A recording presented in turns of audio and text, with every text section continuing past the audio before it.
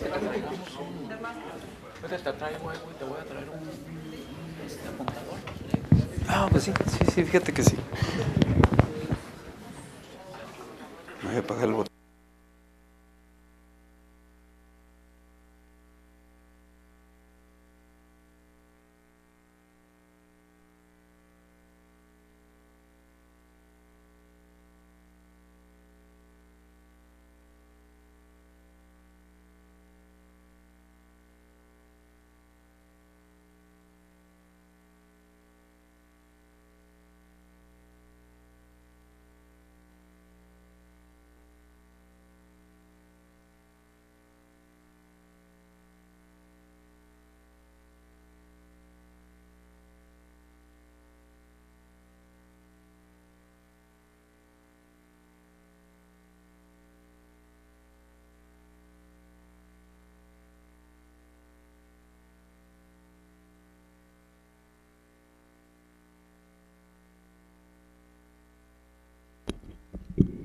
Buenos días, ¿se escucha? Sí, muy bien. Pues en principio agradecerles a todas y todos el tiempo que le dispensan a este evento. Tenemos pues grandes personalidades aquí en la sala, ¿verdad? Colegas del doctor Alfredo Granados, también tenemos pues del Colegio de la Frontera Norte, el doctor Gustavo Córdoba, nuestra coordinadora de la maestría del programa ambiental, la maestría en ingeniería ambiental, la doctorante, el maestro Víctor Esquivel. Él es el jefe de laboratorio de climatología, que seguramente está dándole mucha información a la comunidad. Así que Angelina Domínguez, muchas gracias. Nuestros jóvenes de Hidráulica 2 y también de la materia de recursos y necesidades de México, el doctor también del programa Héctor Quevedo. También tenemos compañeros de hidrología y tenemos compañeros de la maestría de ingeniería ambiental. Mucho gusto, Así que a todas y todos nos acompañan también unos profesionales del periodismo, del periódico Norte. Mucho gusto en tenerlos esta mañana con nosotros. Bueno, la vez pasada nos quedamos cortos con la conferencia del doctor Alfredo Granados, así que decidimos dar una segunda revisión a este tema de la vulnerabilidad de nuestro estado a la sequía. Hoy aparece una nota justamente en el periódico Norte en el que pues los funcionarios están preparándose para enfrentar los estragos de este fenómeno meteorológico que tanto nos afecta, sobre todo al agro, al sector rural, a la ganadería, a la agricultura. Y bueno, pues hay muchas implicaciones en materia de políticas públicas que tenemos que hacer o que no hemos hecho, en fin, que vamos a abordar con el doctor. Queremos agradecerle también a nuestros ingenieros de teleconferencias, Silvia Magallanes, Mayra Velázquez, Jorge Carrillo, Alejandro Contreras por su apoyo y por permitir que, entre otras cosas, esta conferencia se transmita en internet, así que estamos conectados a nivel global, ¿verdad? Qué interesante. Qué tiempos aquellos en los que acudir a una conferencia era tan difícil, ¿no? A veces no hallaba uno cupo en nuestras facultades de aquellos tiempos de los 60s y los 70s. Hoy ustedes tienen más oportunidades de accesar este tipo de eventos.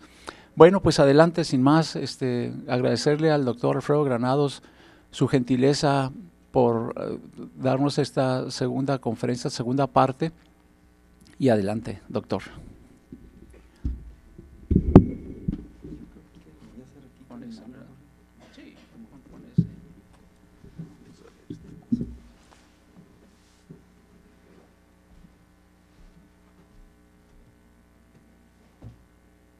Bueno, ¿sí se me escucha ahí atrás? Oh, sí. Gloria, ¿se escucha ahí atrás? Bien, pues antes que nada agradecerle a la dirección del Instituto de Ingeniería y Tecnología y al Departamento de Ingeniería Civil la amable y atenta invitación que nos hacen el favor dispensar para platicar con ustedes algunos de los temas que hemos estado desarrollando con varios colegas del sector agua y agrícola.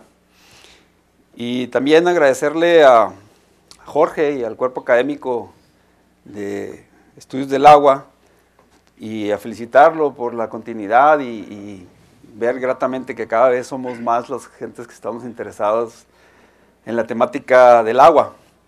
Yo quisiera, antes que nada, hacer un preámbulo muy rapidito. No sé si algunos de ustedes sepan, pero hoy se celebra y se festeja el Día del Agrónomo a nivel nacional.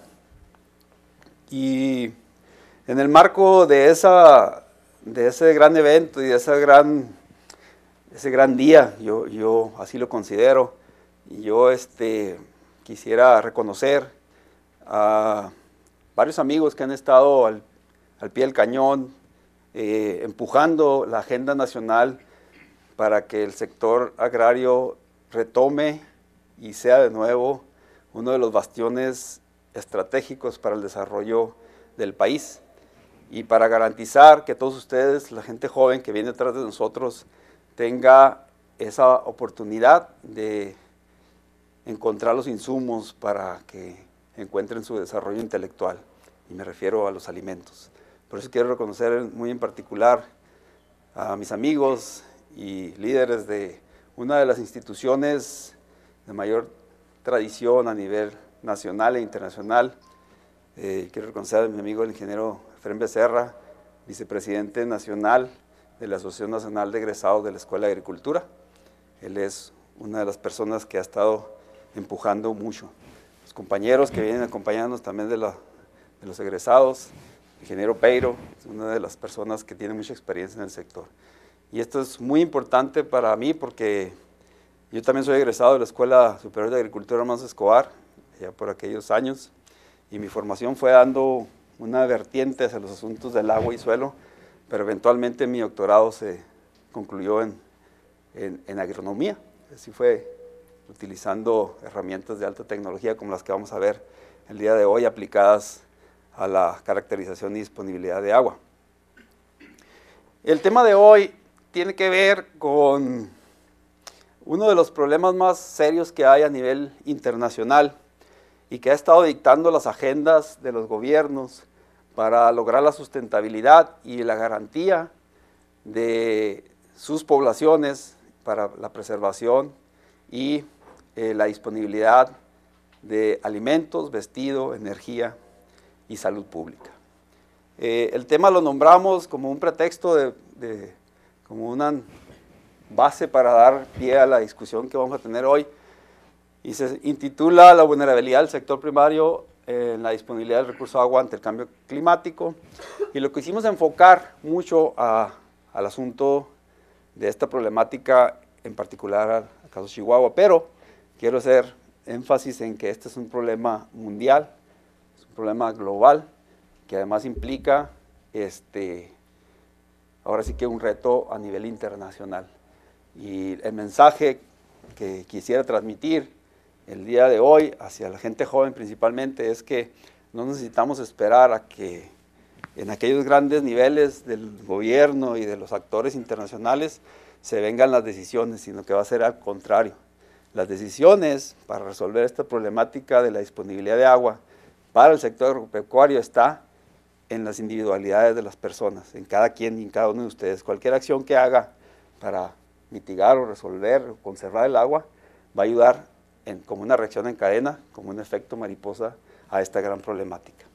Y le nombramos segunda parte porque el año pasado estuvimos aquí con ustedes, gracias, Jorge, y hicimos todo ahí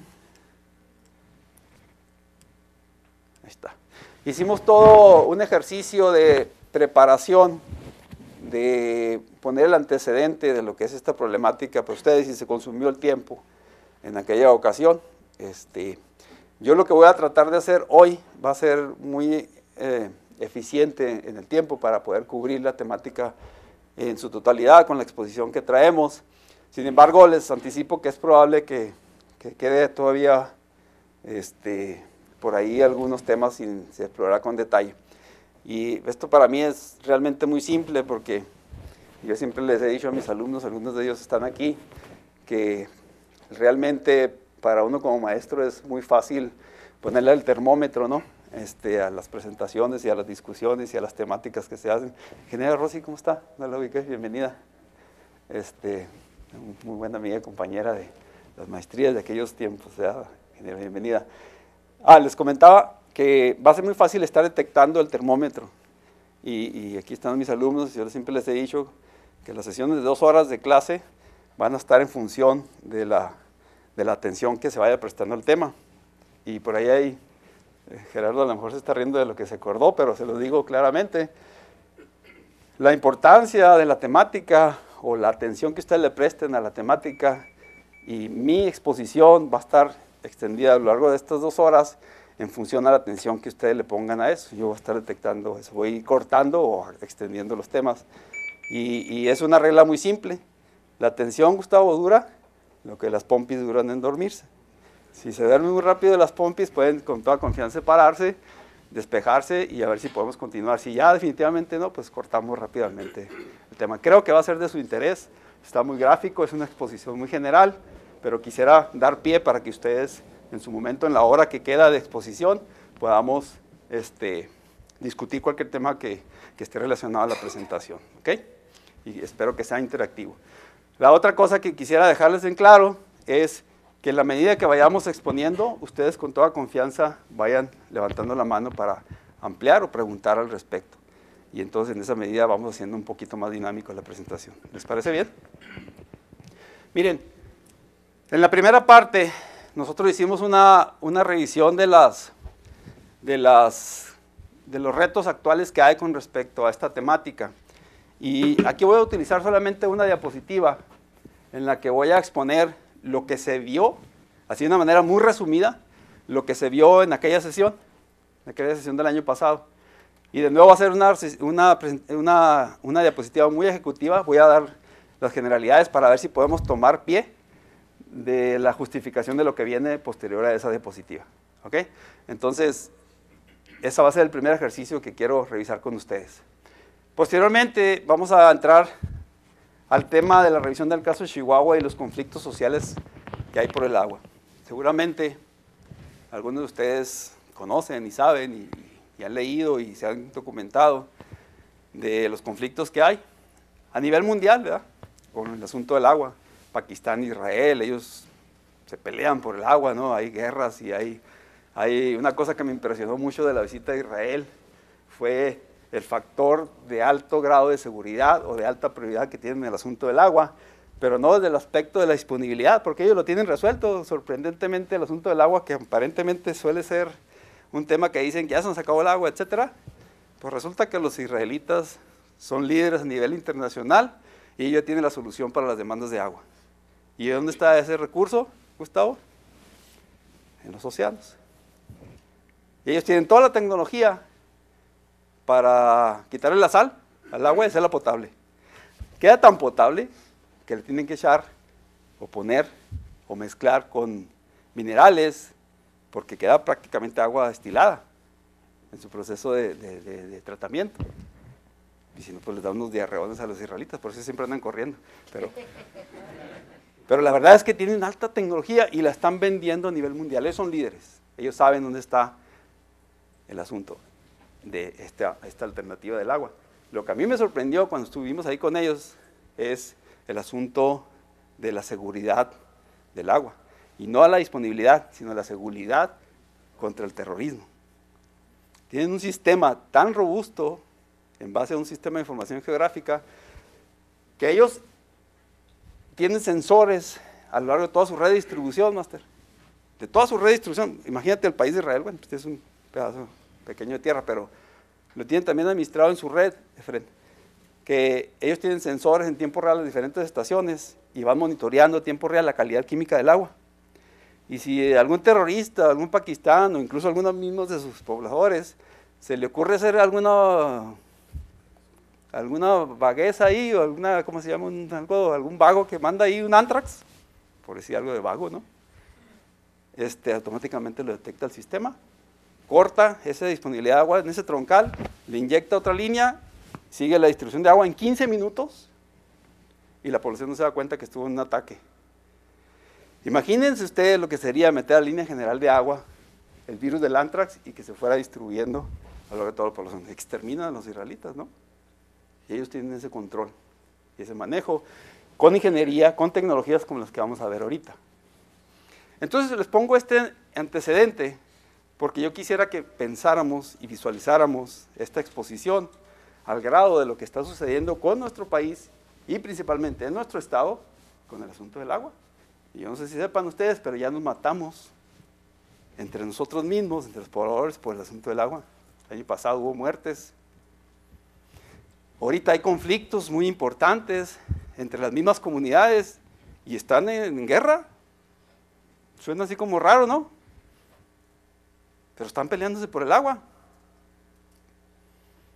Y ahí sí el problema es un asunto de escasez. Ahí es un asunto de disponibilidad, es un asunto de intereses particulares por el recurso y es un asunto de malas políticas aplicadas o de políticas deficientes, es un asunto de necesidad de información, es un asunto de perfiles de ingeniería, como los muchachos que están estudiando ahorita los cursos de hidrología, es un asunto de que nos alcanzó el destino en la disponibilidad del agua. Y no estamos peleando contra los palestinos, ni siquiera estamos peleando contra los gabachos o los colegas americanos, estamos peleando entre nosotros. Y John Power, no me acuerdo el apellido, Postel o Power, no me acuerdo. Él decía en los 1800, cuando iban poblando el suroeste, cuando se los quitaron a los indios de aquí, en su misión extensionista a las colonias. Y él iba extendiendo toda su visión, iba haciendo una descripción de las cuencas y de la disponibilidad de agua. Y él concluía una cuestión cuando se informe muy objetivo al gobierno que lo contrató para que hiciera la descripción. Y él planteaba que el agua, el whisky era para beber y el agua era para pelear. Whisky is for drinking, water is for fighting. Así puso en su reporte.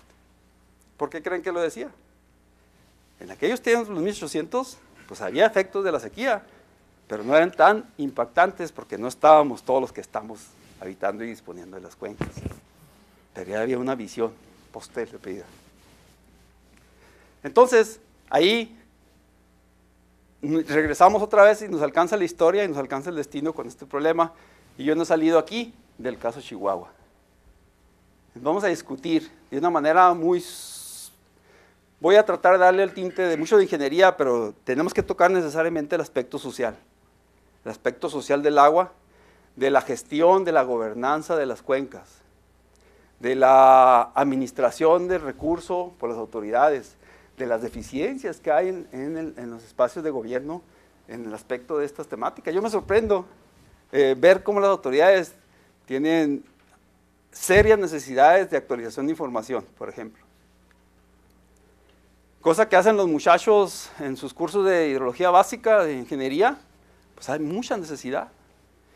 Cuando vemos a la escala nacional, existe. Cuando lo vemos a la escala más localista del área estatal, existe. Cuando lo vemos a la escala ciudad, existe, ¿no? ¿Quién me va a creer si yo le platico a un chino que en el desierto se muere la gente ahogada? El chino así que me va a mandar la chinada. Porque no me lo va a creer, ¿no? Pero ya tenemos el antecedente de la gente que se muere con lluvias torrenciales, en donde hay eventos y siniestros.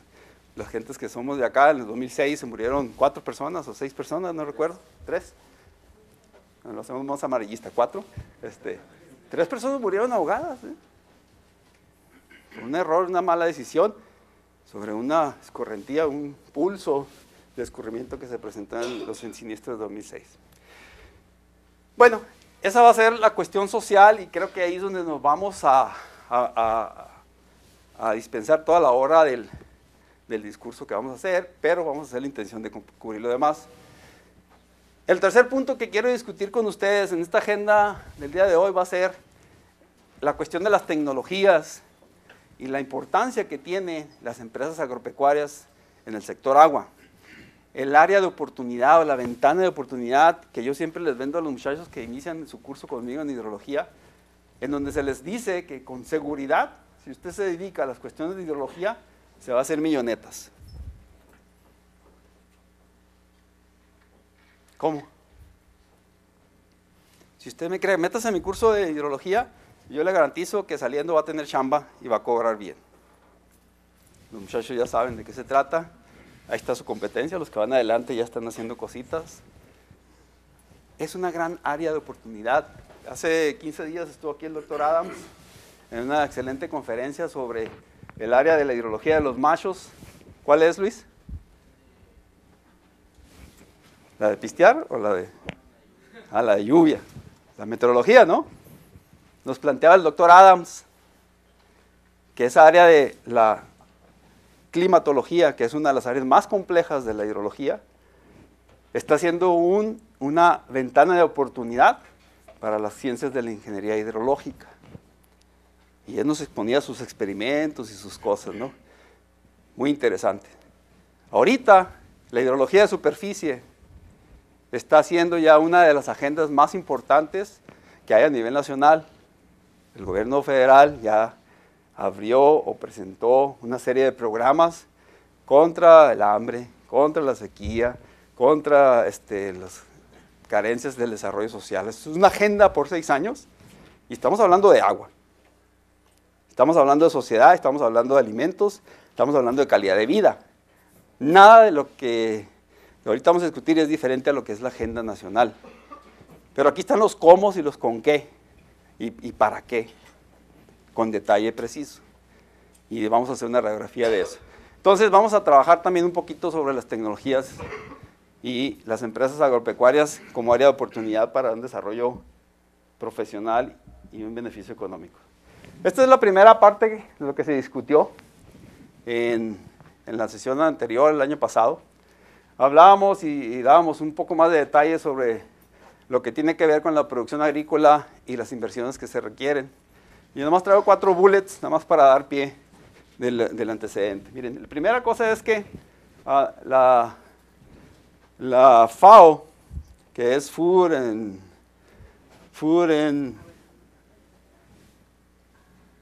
la Organización para la Alimentación y ¿qué? FAO, la FAO. La Organización para la Alimentación y la Agricultura. ¿Sí? Así son las siglas en inglés. Food and Agriculture Organization. Esa organización a nivel de las Naciones Unidas estableció hace apenas poco tiempo que se requeriría un aumento continuo de los alimentos para darle abasto a los más de 7,000 millones de habitantes que tenemos en el mundo. Y déjenme decirles aquí que desde la perspectiva del medio ambiente y de disponibilidad de recursos naturales, la Tierra tiene capacidad para 7,000 y más, quién sabe cuántos millones. El problema es distribución, el problema es estructura, el problema es organización, el problema es mercados. Estamos inmersos en una dinámica que tiene establecida los sistemas del poder económico para que dependamos de la alimentación. Y un país que no se alimenta, compañero, es un país vulnerable, porque a partir de ahí tu salud se va a deteriorar, no vas a poder competir, no va a haber capacidades de inteligencia, no va a haber posibilidad de que tú desarrolles como ser humano. ¿Te fijas? Simplemente lo que nuestros padres hicieron con esta comunidad de gente privilegiada, porque eso somos, en un país donde hay más de 45, 47 millones de pobres, ingeniero Pedro, y algo así como 25 millones de pobreza extrema que no comen ni una vez al día, a lo mejor que comen cada 3 veces al día. No estamos hablando de Afganistán ni de Uganda, estamos hablando de México. Y si nos vamos con más detalle, en esta ciudad tenemos un porcentaje muy alto de gente que entra dentro de esas variables. Tenemos sectores de pobreza distribuidos en la ciudad y hay mapas que se pueden establecer ahí. Por eso les decía yo que no tenemos que ir a resolver los problemas del mundo, tenemos que resolver los problemas de aquí. Y ahí la FAO estaba estableciendo que para que podamos funcionar bajo el esquema del sistema de mercado que nos plantean como una alternativa, como la única, de hecho, alternativa, pues tenemos que atender a las inversiones de grandes rubros. Este país, por lo menos en las últimas 2 administraciones, y tal vez desde los años 70, y ya lo hemos estado analizando con los compañeros de la Escuela de Agricultura, por ahí pronto sale un artículo al respecto de eso, hasta los años 70, México tenía resuelto su problema de alimentación. Lo que quiere decir, David, que éramos autosuficientes, que exportábamos, Inge, tú lo conoces más bien, que te gusta mucho la estadística, exportábamos más alimentos de lo que importábamos. Pero de repente, en los años 70 decidieron que íbamos a funcionar diferente. Y la prueba está que ahorita estamos cambiando el esquema de nuevo. Les insistía yo de los programas que están despegando contra la alimentación. ¿Qué creen que ustedes que es el programa contra el hambre que anunció el gobierno? Pues eso, es abatir los índices de pobreza y que la gente por lo menos coma una vez al día de los 27 millones y los que comían una vez al día, que eran los otros 20 y tantos millones, que coman las 3 veces al día. Pero el esquema está diseñado nuevamente de una manera errónea, en mi opinión, porque estamos dependiendo de las grandes agroindustrias, de los grandes consorcios, de los grandes esquemas de producción agropecuaria. ¿Y qué les dije al principio, ingeniero? Únicamente para subrayar que en torno a la Alianza contra el Hambre, pues la Secretaría de Desarrollo Social indicó que la meta para precisamente un programa de... Espérame, es que se está grabando en internet y todo eso, necesitas un micrófono. Por favor, en la misma dinámica, si alguien tiene una opinión o alguna idea, con toda confianza. Adelante. Bueno, sí, subrayaba yo que en términos de pues abatir la pobreza alimentaria de 7.4 millones que anunció la Secretaría de Desarrollo Social y el gobierno de la Federación, pues implica una gran producción de alimentos. Y como usted lo anotaba, ¿con qué o con quiénes se van a apoyar precisamente para pues, cubrir la demanda de alimentos? Nosotros hemos calculado que en términos de maíz nada más, el promedio per cápita de ingesta de la población mexicana anda alrededor de 125, 130 kilogramos de maíz al año per cápita, lo cual significa que necesitamos 1 millón de toneladas para cubrir la demanda nada más de maíz. Nada más para la barbacoa. Sí, y luego frijol, pues multipliquen nada más 7.4 millones de alrededor de 15 a 18 kilogramos de frijol que se necesita pues para cubrir al mínimo pues la dieta básica, porque es mínima, 125, 130 maíz y 25 de frijol, es la dieta mínima que requiere la persona para estar en condiciones de trabajar, y nada más solo 2 cultivos, maíz y frijol. Faltaría calcular, que lo tenemos ya también calculado, todo lo relacionado a la industria pecuaria. Gracias, Inge. Yo no me equivoqué en invitar al ingeniero Peiro porque es una calculadora estadística y trae los numeritos siempre bien finos. Me va a estar orientando en esos números y le voy a pedir que siga participando. Efectivamente, 2 cultivos básicos que además genéticamente, fíjense bien, además genéticamente está inmerso dentro de nuestro ADN, eso está probado. Nosotros somos la cultura del maíz, nuestros antepasados extendieron ese gran cultivo al mundo para su supervivencia.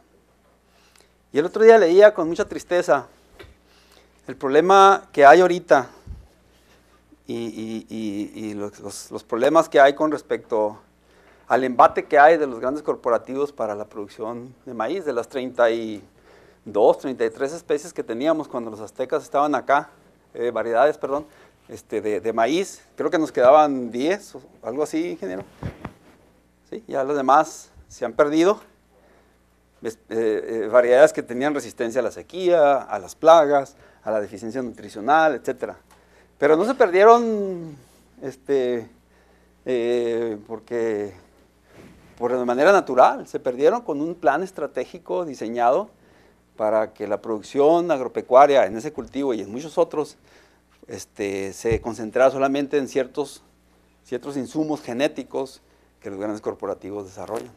Y me refiero precisamente a Monsanto. Y Monsanto tiene filiales o tiene subcorporativos como Asgrow, en los que producen semilla y todo eso. Entonces, para los muchachos que no saben, no conocen esa historia, genéticamente se diseñan en los transgénicos ciertas partes de la cadena de ADN para que solamente ciertos químicos funcionen y que se detenga la invasión de una plaga o la deficiencia de un nutriente. Y eso está genéticamente diseñado. Pero esa es la historia que encuentran por ahí. Pero lo que más tristeza me dio es que nuestro país responde a esos planteamientos del esquema internacional. Y como el pescado, las sociedades se agarran por la boca, y la boca es el alimento. Doctora, show.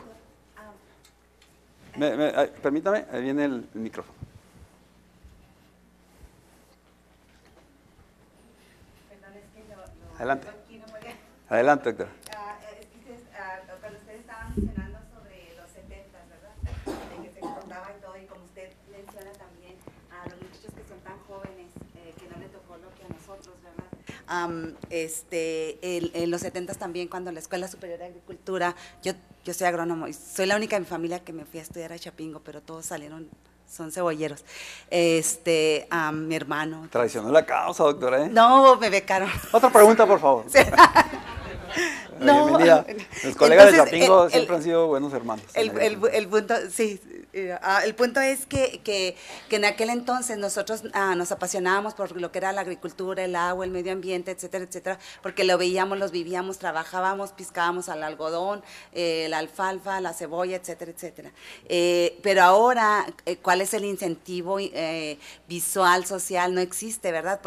Porque localmente, ya dejemos Monsanto a nivel global y todo, pero nosotros aquí localmente, nosotros lo vivimos, ¿verdad? Cuando la Escuela de Agricultura, cuando se empiezan a quitar todos los terrenos agrícolas, etcétera, etcétera. O sea, como usted dice desde un principio, nosotros aquí lo tenemos, nosotros aquí lo vivimos, nosotros tuvimos una época muy buena que la podemos restablecer. Además generaba mucha riqueza. Ajá, y que exportaba bastante.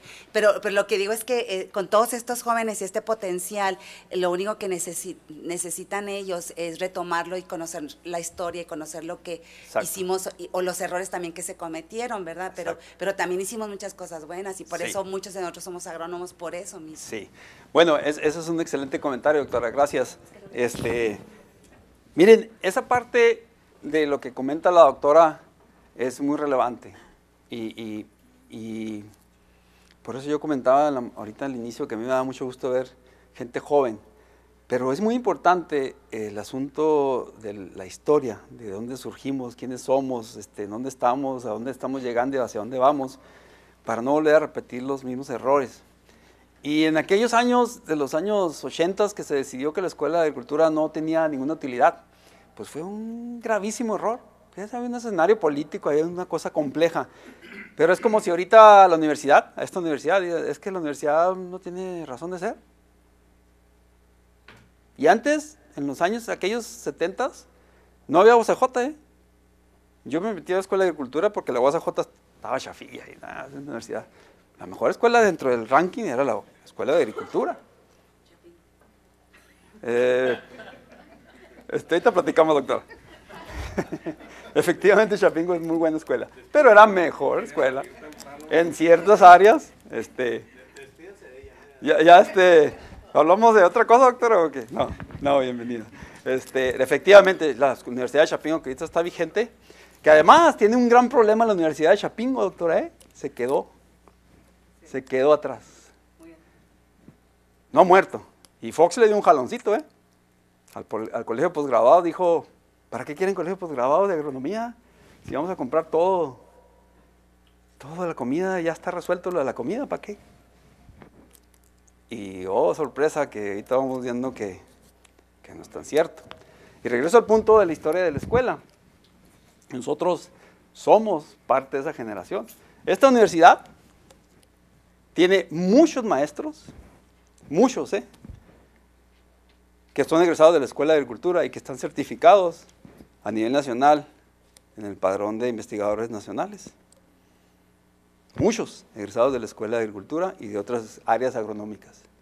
Porque estemos envueltos en una dinámica urbanística, no quiere decir que el sector está muerto. Ustedes, imagínense, párense, bueno, ya el centro de la ciudad es Pradera Dorada, a lo mejor ya la Cuesta. Yo creo que geográficamente visualicen el mapa de la ciudad. Se paran ustedes en Pradera Dorada y lancen un hilo imaginario de 100 kilómetros y denle en vuelo en un radiante así. ¿Qué actividades económicas van a tocar con mayor importancia? Agropecuarias, ¿no? Las agropecuarias. Está la ganadería, está el Valle de Juárez, está la zona del desierto, está todo lo de actividades hasta cierto punto forestal. No sé si el carbón que ustedes se comen con la carne asada, ¿de dónde viene? Pues de los mezquites de aquí del desierto donde andan explotando, etcétera. Es una actividad muy, muy importante, pero se han encargado de decirnos que no, que nosotros tenemos que ir al Walmart y al Superet, no sé dónde, y que abras el anaquel, ingeniera, y que ahí vas a encontrar tu lechuga, y que ahí vas a encontrar tu pedazo de carne, y que no te preocupes, ahí está. Además que eso tiene un alto costo, y no es sustentable además. Y regreso a mi historia del maíz, con el asunto de Monsanto, donde perdimos cerca de 20 y tantas especies de maíz, y nos quedan poquitas. El otro día en un congreso agropecuario, donde fueron Paul y Gloria, y no sé quién más, nos planteaban, gentes de países internacionales, cómo el asunto de la agricultura estaba tomando una fuerza muy particular en esos otros países del mundo. Y dentro de las conferencias vino el representante nacional de Monsanto. Y nos decía con mucha alegría, o con muy contento, que ya casi cubrían el Estado con todo su producto. Y que el Estado había aceptado que el maíz fuera de las empresas que ellos utilizan. Bueno, pues eso es parte de lo que está diseñado ahí. Más tristeza todavía cuando empezamos a leer información. Y a nivel nacional, en la administración pasada, ¿quién creen ustedes que era el representante de Monsanto? No, en la administración pasada, doctora. Le estoy diciendo quién controla el asunto de la comida y por qué es importante, porque es una variable de estrategia económica y de crecimiento de países y de poder. El asunto de la comida, ¿no? Le estoy diciendo ¿y quién era el representante de Monsanto, Gustavo? El de las carreras, el del carro del caballito.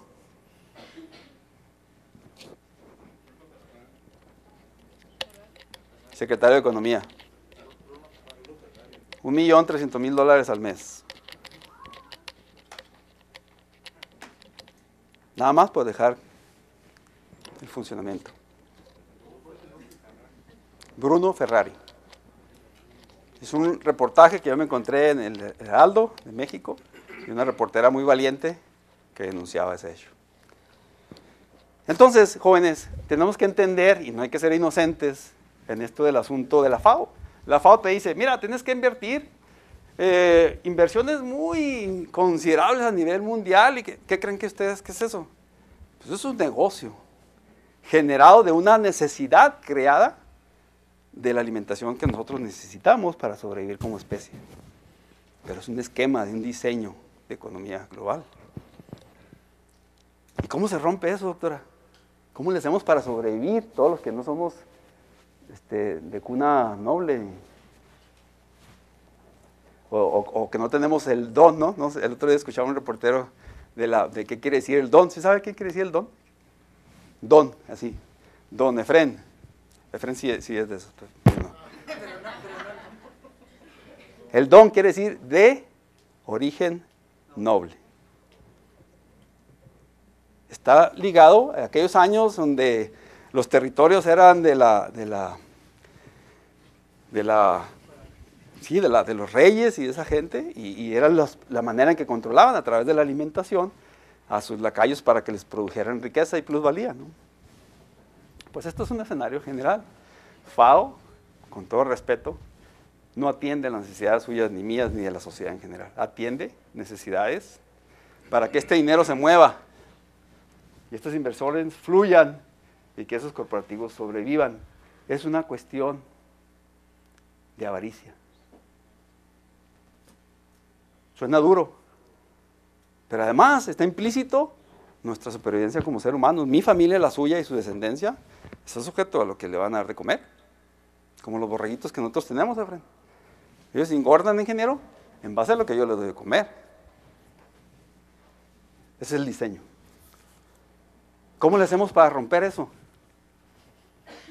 Es tan fácil que el mismo sistema tiene diseñados esquemas para que no lo hagas y para que te critiquemos si lo haces. El resto de nosotros, ingeniero. Si tú lo haces diferente y rompes paradigma, yo te voy a decir, ¿por qué no vas a Lesmar a comprar? Bueno, estoy balconeando, bórrele eso, por favor. Ve a la tienda y compra las lechugas allá, tú no las puedes producir. Miguel. ¿Por qué? Porque tienes que ir a comprarlas a Lesmar y 70% de tu ingreso salarial se va en la botana y mantienes el sistemita funcionando. ¿Cómo le hacemos ahí, Ceci? Pues hay que producir lo que comemos. Y yo soy de una organización muy importante a nivel estatal que se encarga del sector agropecuario, que se llama Fundación Produce. Y a mí me gusta mucho estar ahí porque se trata de eso. Enseñarle al productor a producir más eficientemente con menos costos. Y se le invierte dinero y generan recursos para investigación en este sentido. Me extendí muy poquito en esta cosa porque es la plataforma donde vamos a entender el origen de los problemas sociales y la disponibilidad del recurso agua y hacia dónde vamos con este esquema. Es importante que sepamos las razones de los por qué tenemos los problemas que tenemos y por qué aparentemente no se pueden solucionar, porque estamos funcionando igual. ¿Qué decía Albert Einstein, jóvenes, con el asunto de sus experimentos? Los de física. Efraín, si tú haces un experimento igual siempre, ¿qué vamos a obtener de resultados, doctora? Lo mismo. Estamos haciendo lo mismo. Y yo les platicé la historia del 75, pero extiéndanlo en los 40, cuando todavía éramos suficientes. Extiéndalo cuando se ve la Segunda Guerra Mundial. Estamos haciendo lo mismo, estamos respondiendo al mismo esquema de diseño de cosas. ¿Y qué está pasando ahorita con ese esquema? Está tronando. Está tronando porque la sociedad se está empoderando. Se está dando cuenta de cómo toca el son de la negra y ya no lo quieren bailar así. Y vean todas las inestabilidades sociales que tenemos. ¿Qué era nuestro movimiento 132? ¿Qué era el movimiento de los indignados? ¿Qué era el movimiento del 99%? ¿Qué está pasando ahorita en España con gente de muy alto nivel académico? Es la sociedad tomando el poder. Ustedes como jóvenes ingenieros tienen que entender para qué quieren ser ingenieros, para seguir funcionando en un sistema así o para cambiar los paradigmas. Además, si no lo hacemos, no tenemos futuro. Vamos al otro punto de lo que discutimos el año pasado. Miren, la segunda cosa que planteaba el BID, ya lo comenté. El futuro inmediato para la sustentabilidad del ser humano, y esto no lo digo yo, lo dice el artículo, pueden bajarlo de internet, métanse a la página del BID, el ingeniero Pedro me hizo el favor de encontrarlo en español, yo lo compré en inglés, pero está en PDF en español gratis, Inge.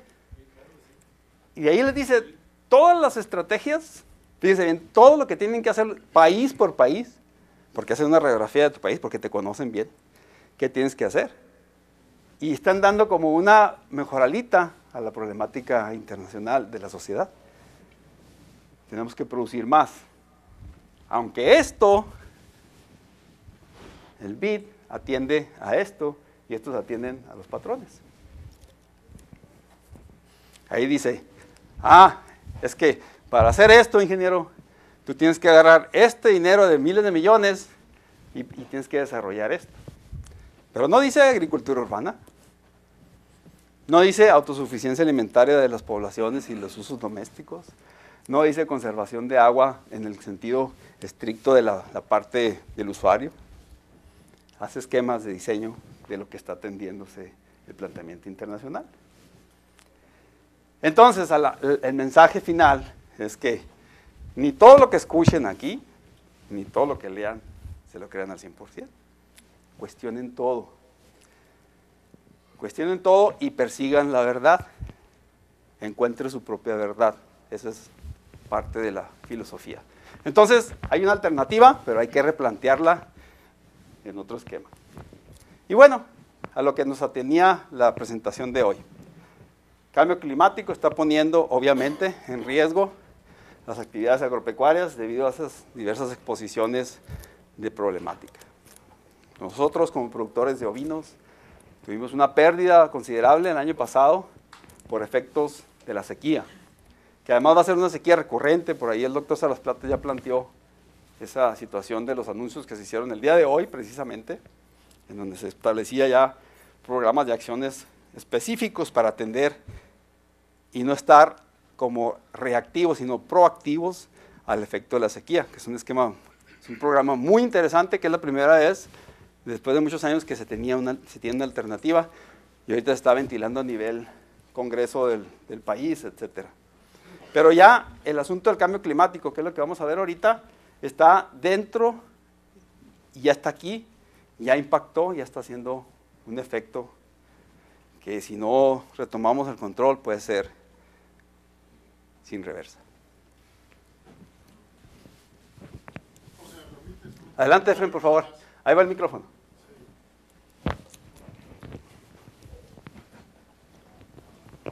Sí, muchas gracias. Nada más como aportación aquí a los jóvenes. Sí. Yo creo que podemos concluir que hemos sido secuestrados por un sistema económico global que está comprobado que no está dando resultados, que no es sustentable, que ha estado afectando nuestro ambiente, y eso, bueno, pues repercute en nuestra alimentación, repercute en los niveles nutricionales de nuestra población. Efectivamente. Y que para poder salir de esta jaula, digamos, tenemos que hacer las cosas diferentes. Así es. Hay países que lo han hecho, y un ejemplo típico es Cuba, por ejemplo. Cuba, por el bloqueo que le hizo a Estados Unidos de que ahí no entra Walmart ni sus productos, por decirlo de una manera ilustrativa nada más, se vieron obligados a producir sus propios alimentos, y es ahorita el país con los mejores niveles nutricionales del mundo. Y lo único que hicieron es retomar lo que son nuestros abuelos, que en sus propias casas tienen una mata de tomate, producen cilantro, perejil, cebollas, producen ya de manera organizada y muy bien estructurado y bajo la asesoría de expertos los alimentos necesarios para mantener un excelente grado nutricional a sus pobladores. El año pasado se llevó a cabo aquí un foro internacional sobre ese tema.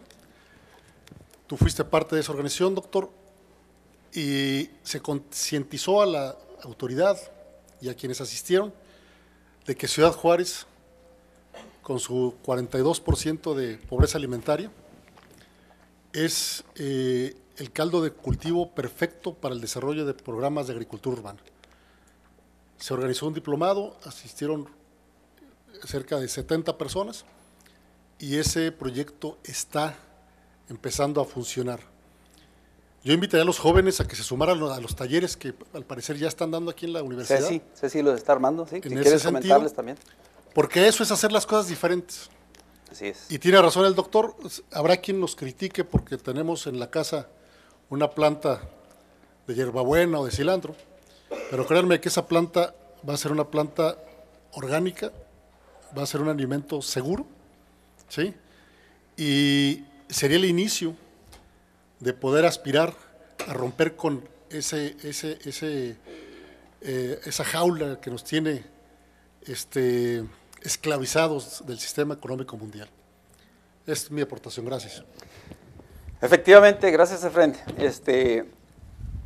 Ahorita mismo, en esta sesión de artes y oficios que tenemos en este semestre en la universidad los sábados, hay 2 talleres de agricultura urbana que está organizando Ceci, no me acuerdo su apellido, pero pueden buscar en la página de de la arquitectura, donde están los cursos.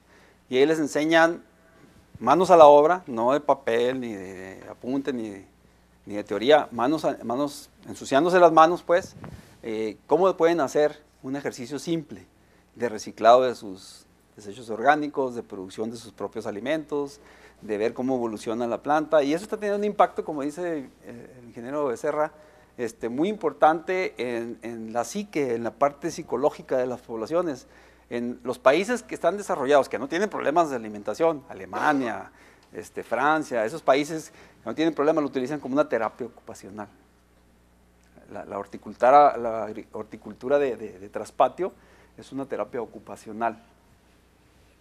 Y eso es parte importante, ¿no? Vean ustedes los problemas sociales que tenemos. Gracias, Efraín. Sí, adelante, doctor. Una pregunta con respecto a la petición que está haciendo el Estado de Texas a México. ¿Existe algún marco jurídico, político, social o económico que justifique esa petición que está haciendo el Estado de Texas a México? Si se refiere al asunto de los quinquenios que tenemos en los tratados internacionales de agua y cómo México se ha ido atrasando al asunto de las entregas, yo desconozco si haya alguna obligatoriedad legal. Hay un acuerdo, entiendo que los acuerdos de los tratados son esos, son acuerdos, Jorge, tú eres el experto en esa área, que México está obligado cada 5 años a entregar un cierto volumen a cuenta de lo que ellos nos entregan del río Colorado y de otros afluentes que entran por otras partes de la frontera México-Estados Unidos.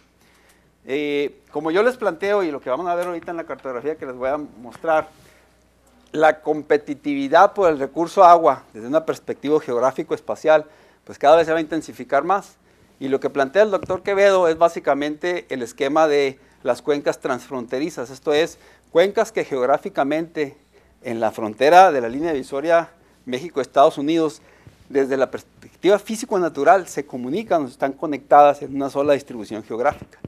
Vamos, la cuenca del río Bravo, que es una cuenca que nace allá en las Rocallosas y se va hasta Tamaulipas, tiene una extensión de algo así como más de 550,000 kilómetros cuadrados, casi la mitad en México y casi la otra mitad en Estados Unidos.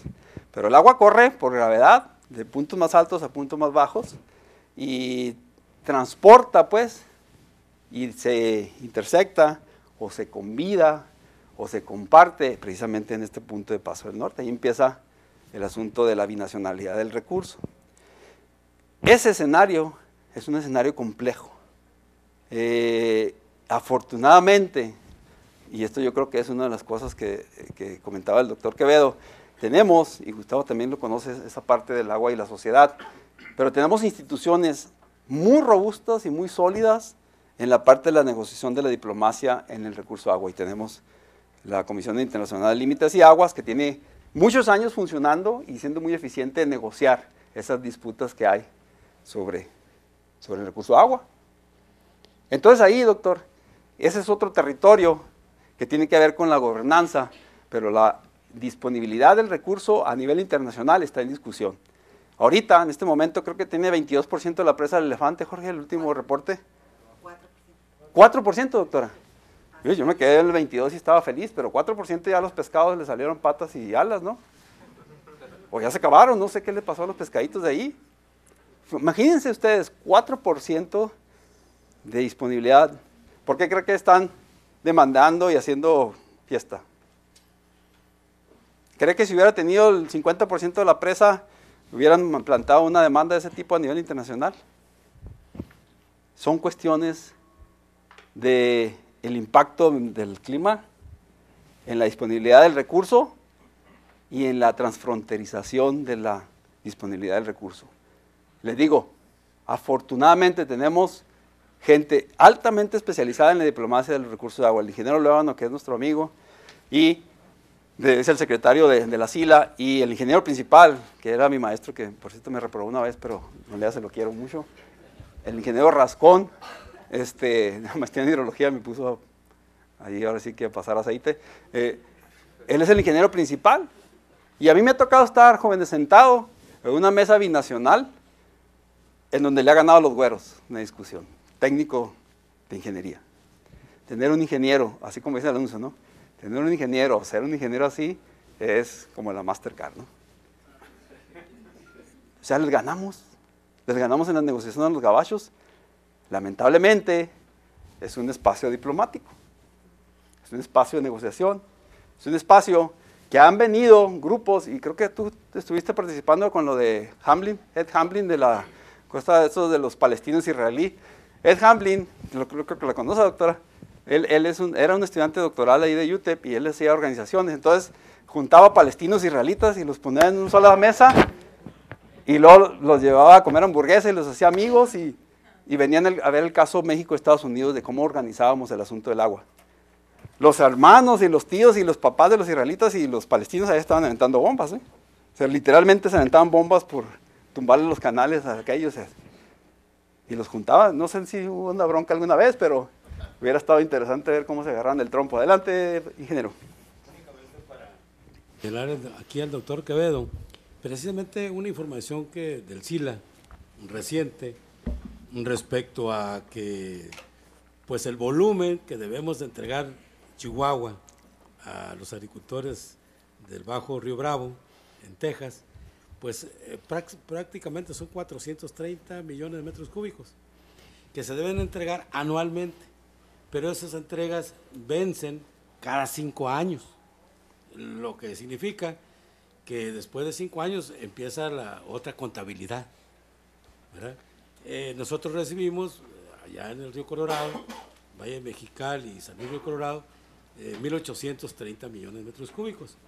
Pero resulta contradictorio que aquí, en el Valle de Juárez, el 2011, apenas recibimos el 40% de los 74 millones de parte de las presas acá arriba, y el año pasado apenas el 60% de los 74 millones, que quiere decir que estamos dependiendo más del tratamiento de aguas residuales aquí y de los escasos 37 pozos que hay en el Valle de Juárez. Eso es la información que el ingeniero Luébano también señaló hace poco. Gracias, Inge. Otro factor importante con respecto a los problemas internacionales del agua es que eventualmente cuando los datos de escorrentías que hay en las estaciones hidrometeorológicas del río, eventualmente cuando hay una época de lluvias fuerte que se contabiliza, y como pasó en el 2006 y pasó en el 2008, que las presas se llenaron al máximo de su capacidad y vertieron excedentes, entonces ese flujo, una vez que se llena el quinquenio ese del volumen asignado, el excedente pues ya no cuenta para como aportación de los años a los otros quinquenios, eso se va y se va. Entonces son puntos de discusión en la mesa de acuerdos, y hay gente que está discutiendo cómo modificar el tratado, y hay gente que dice que no nos conviene, y hay gente que dice que sí conviene. A mí me tocó escuchar una conferencia del entonces comisionado Herrera, en paz descanse, donde se sentaba con los legisladores de aquella legislatura, un año yo creo antes de que falleciera, y él les decía, es que miren, no conviene tocarle a los tratados por esto, por esto y por esto. Y el ingeniero Herrera duró muchos años ahí haciendo su función de defensor del recurso agua y de los límites del territorio. Y él sabía, eventualmente, alguna razón del por qué no. Sin embargo, hay científicos y hay comunidad académica que plantea que efectivamente hay que hacer cambios en ese tratado. Lo que sí les puedo decir es que esta región aquí, el Paso del Norte, está en el ojo del huracán de ese nivel de discusiones. No sé si estaba primero la doctora, si le cede la palabra, Inge. Gracias. Doctora, por favor, si nos puede complementar ahí el comentario. Es que también no me puedo quedar callada, ¿verdad? Bueno, lo que decía el ingeniero Herrera, y pues yo también lo seguía, así como siempre seguía lo que usted hacía, era que no, los tratados en sí no se cambiaran, pero que se hiciera una provisión bien clara sobre la palabra sequía, y que como el ingeniero Rascón, como usted, como muchos otros que no solamente son en la parte técnica los meros, sino que están involucrados en la cuestión social, en el impacto de las cuestiones técnicas, se involucraran todavía más y que hubiera una provisión en los tratados, no solamente la palabra sequía, sino que en cuanto a cuestiones técnicas aportadas de los dos lados. Porque, por ejemplo, Estados Unidos puede decir, hay sequía, tanto por ciento, lo que sea, pero que la contraparte estuviera al mismo nivel. Eso era lo que decía el ingeniero Herrera. ¿Sí? Y otra cosa también interesante que siempre también peleaba, ¿verdad? Porque, y pues Jorge ha tenido, el doctor Salas Platas ha tenido muchos estudios sobre eso, sobre la diferencia entre los dos tratados, ¿verdad? El que nos toca a nosotros aquí en el Valle de Juárez, como viene downstream, como viene hacia abajo. Entonces hay un tipo de tratado donde Estados Unidos determina que hay sequía y entonces no entrega a Juárez tanta agua, como este año va a entregar 20,000. 20 de los 74. Sí, 20 de los 74, y lo va a entregar hasta el 1 de junio. Entonces, al revés, ¿verdad? El otro tratado, ¿verdad? Es de Chihuahua para Texas. Ahí no existe. En el Conchis. No existe la palabra sequía. Entonces, ahí se tiene que entregar, por obligación, o con dinero, o con agua, se tiene que cumplir. Nada que me das ahora el 10%, el 20%, que porque hay sequía, ahí no importa. Entonces, ese es lo que los jóvenes que están estudiando ingeniería, que se metan a cuestiones de leyes y que apoyen a los diplomáticos en sus estudios técnicos, para decir, te falta aquí la palabra sequía. Cuando existe sequía, no te puedo entregar. Y entonces antier meten la demanda los congresistas estadounidenses pidiendo ya el agua que les corresponde, pero si no hay agua. Fíjense qué interesante, porque empezamos a hablar de comida y de agricultura. ¿Y qué va a pasar, Inge, con los ciclos de siembra, primavera-verano, cuando nos entreguen el agua del Valle de Juárez, que son 274,000 hectáreas, algo así, para irrigar diferentes cultivos? ¿Qué va a pasar cuando nos entreguen el agua en junio, Inge, y tú siembras en abril? En lugar de algodón, ¿vas a levantar qué? Nada. Otro cultivo. Adelante. Con respecto a esos famosos acuerdos internacionales del agua. En 1970, cuando tuvimos el problema en Mexicali de salinidad, de alta salinidad, estos gringos nos estaban entregando, sí, precisamente la cuota que les correspondía entregarnos, pero lo hacían con un alto nivel de partes por millón de sales.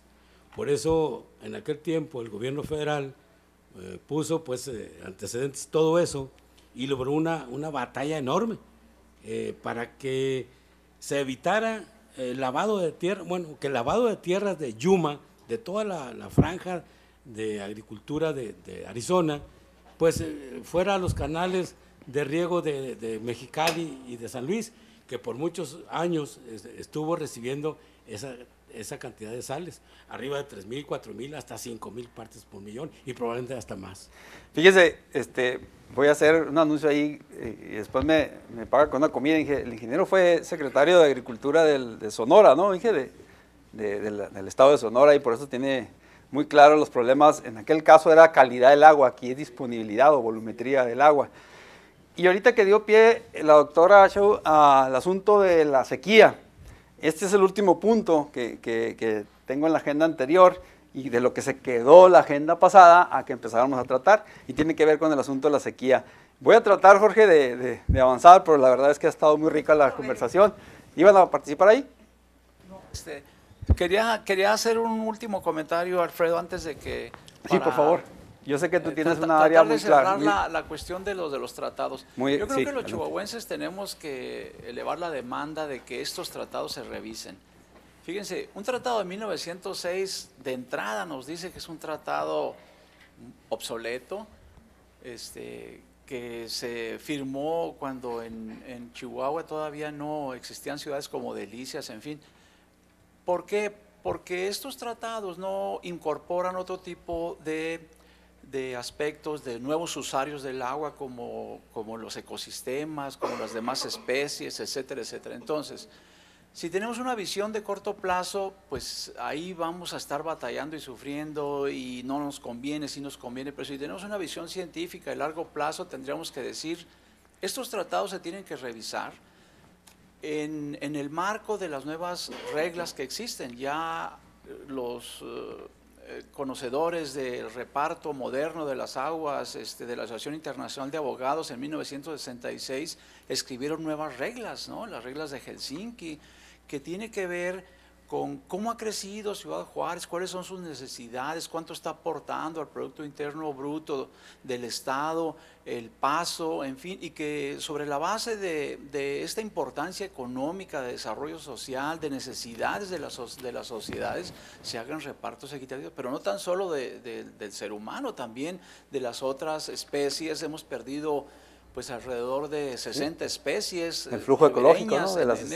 Si nosotros incorporamos los nuevos paradigmas ecológicos, etcétera, veremos que 1944, este tratado, y el de 1906, ya no responden a las necesidades del desarrollo y de una justa distribución de las aguas. Entonces, creo que los gobernadores deberían de elevar ya la demanda de que se revisen a fondo, ¿no? Con una nueva visión. Las mismas Naciones Unidas en 1997 escribieron un documento que tiene que ver con los nuevos criterios para reparto de las aguas binacionales, ¿verdad? Más allá de los criterios de corto plazo, que si sí nos conviene ahora y el próximo año no, estos tratados yo creo que tienen que revisarse, ¿no? Sí, efectivamente, ese es un comentario muy experto, obviamente, de Jorge, y como especialista en esa área, y también en conjunto con lo que la doctora expresó, y el último comentario que hace el doctor, nos da pie a que discutamos precisamente la terminología y la descripción de lo que es la sequía, y en su momento, las alternativas que se tienen que hacer. Miren, todo surge de tres cuestiones muy simples que tienen que ver. Ahorita estamos hablando de problemas internacionales por el agua, les planteamos el escenario global, internacional, en donde impacta en la economía, en la sociedad, en la salud pública, en el desarrollo de las poblaciones. Pero en el caso particular de México tenemos que regresar, Gustavo, a la base. Y hay tres cosas que tenemos que resolver. La última, así como en la cosa de la hidrología, para la cuestión de la gestión de políticas del agua y la gobernanza del asunto del agua, es de las más complejas, y eso también se le dejamos a los meros machos. La primera cosa que tenemos que resolver, y ahorita tiene que ver con las siguientes diapositivas, es saber cuánta agua hay. ¿Están de acuerdo? Si yo sé, yo me puedo aventar otra media hora de discurso con este chorrito de agua, pero yo ya sé que aquí está el chorrito de agua, para que no se me acabe la saliva y empiece a escupirles a los jóvenes de aquí. Yo sé, porque yo sé cuánta agua hay. Y si este receptorio lo transportan a un concepto geográfico espacial de cuenca, Gerardo, pues si tú tienes este volumen, entonces puedes saber qué puedes hacer. La segunda cosa que tienes que entender del concepto de la gestión, Jesús, ¿qué es la gestión? La unidad de medida para la cuestión del agua. ¿Cómo se llama el concepto? ¿La qué? La cuenca. Gracias, Luis. Vamos a tener que regresar a ese punto, Jesús. La cuenca, la unidad de gestión y medida es la cuenca. Entonces, aparte de que saber cuánta hay, tenemos que saber en dónde está. Porque yo lo tengo aquí abajo, pero acá arriba no tengo nada. Y si usted lo transporta en una cuenca, si vemos de disponibilidad del recurso, de las presas que están al 4%, acá andábamos el 12%, creo que las de Chihuahua, muy bajas. Y si nos vamos al aspecto de aguas subterráneas, más complejo saber, y ya los muchachos van a entrar a esa etapa del curso, de hidrología subterránea es mucho más complejo. Y lo que vimos con el doctor Adams, el movimiento, el flujo de la dinámica meteorológica, pues todas esas cuestiones, si estarán de acuerdo conmigo, la norma 011 que da el asunto, por ejemplo, de la disponibilidad de agua, el balance de aguas para agua subterránea, pues tiene serias deficiencias en la información que tenemos allá hospedada. No podemos decir cuánta agua hay y dónde está ahorita. No, yo ni siquiera yo no le sé que sea saladita, doctor, aunque me salgan piedras en los riñones. Pero no me muero de sed, me muero de piedras en los riñones. Pero voy a vivir poquito más. No, nomás eso, saber en dónde está y cuánta hay. Hay serias deficiencias en las bases de datos del país. ¿Qué pasó con los agricultores cuando se empezaban a pelear por las obras de captación que hicieron con los menonitas? ¿Qué pasa con los permisos del famoso, la base de datos de pozos de aguas subterráneas? Donde está, todos tenemos un registro de un pozo, de un volumen asignado, y nos dicen, en esta cuenca caben 10 pozos y cada uno le va a sacar 20,000 metros cúbicos al año. Y eso es todo lo que hay. ¿Cómo lo calcularon? No, pues es un estimado. Si no tienen el dato, ¿cómo lo calculan? Ah, pero se me acabó el agua, yo voy a hago el otro allá con mi vecino, o voy y le robo al otro, y se hacen los conflictos, simplemente porque no tenemos esas dos respuestas. Si tuviéramos esa información, entonces un buen ejercicio de administración, tú que eres empresario, pues sabes a qué le tiras con la información, pero no la tenemos y ahorita lo vamos a ver cómo se tiene que resolver. Pero yo le decía la tercera cosa de los machos. ¿Cuál es, Engie? La de los machos. Tenemos cuánta agua hay, ¿en dónde está? Pero para cuestión de gestión y políticas del agua, tenemos que saber que una vez que identifiquemos cuánta agua hay y en dónde está, tenemos que saber cómo la vamos a administrar. Y ahí está el asunto que planteaba el doctor Salas Plata, y ahí está el asunto que planteaba la doctora y todos los que han comentado con respecto a las políticas de cómo vamos a hacer. Yo tengo un chorrito, ¿cómo lo voy a quién se lo distribuyo, Inge? ¿10 a los menonitas y 10 a los ejidatarios? ¿O 5 para la ciudad y 1 para la agricultura? Al cabo después importo lo de Bruno Ferrari. O al revés. Es una decisión económica ahorita, en este momento, Y estoy hablando que no es una decisión humana, ¿Sí? ¿Sí me explico?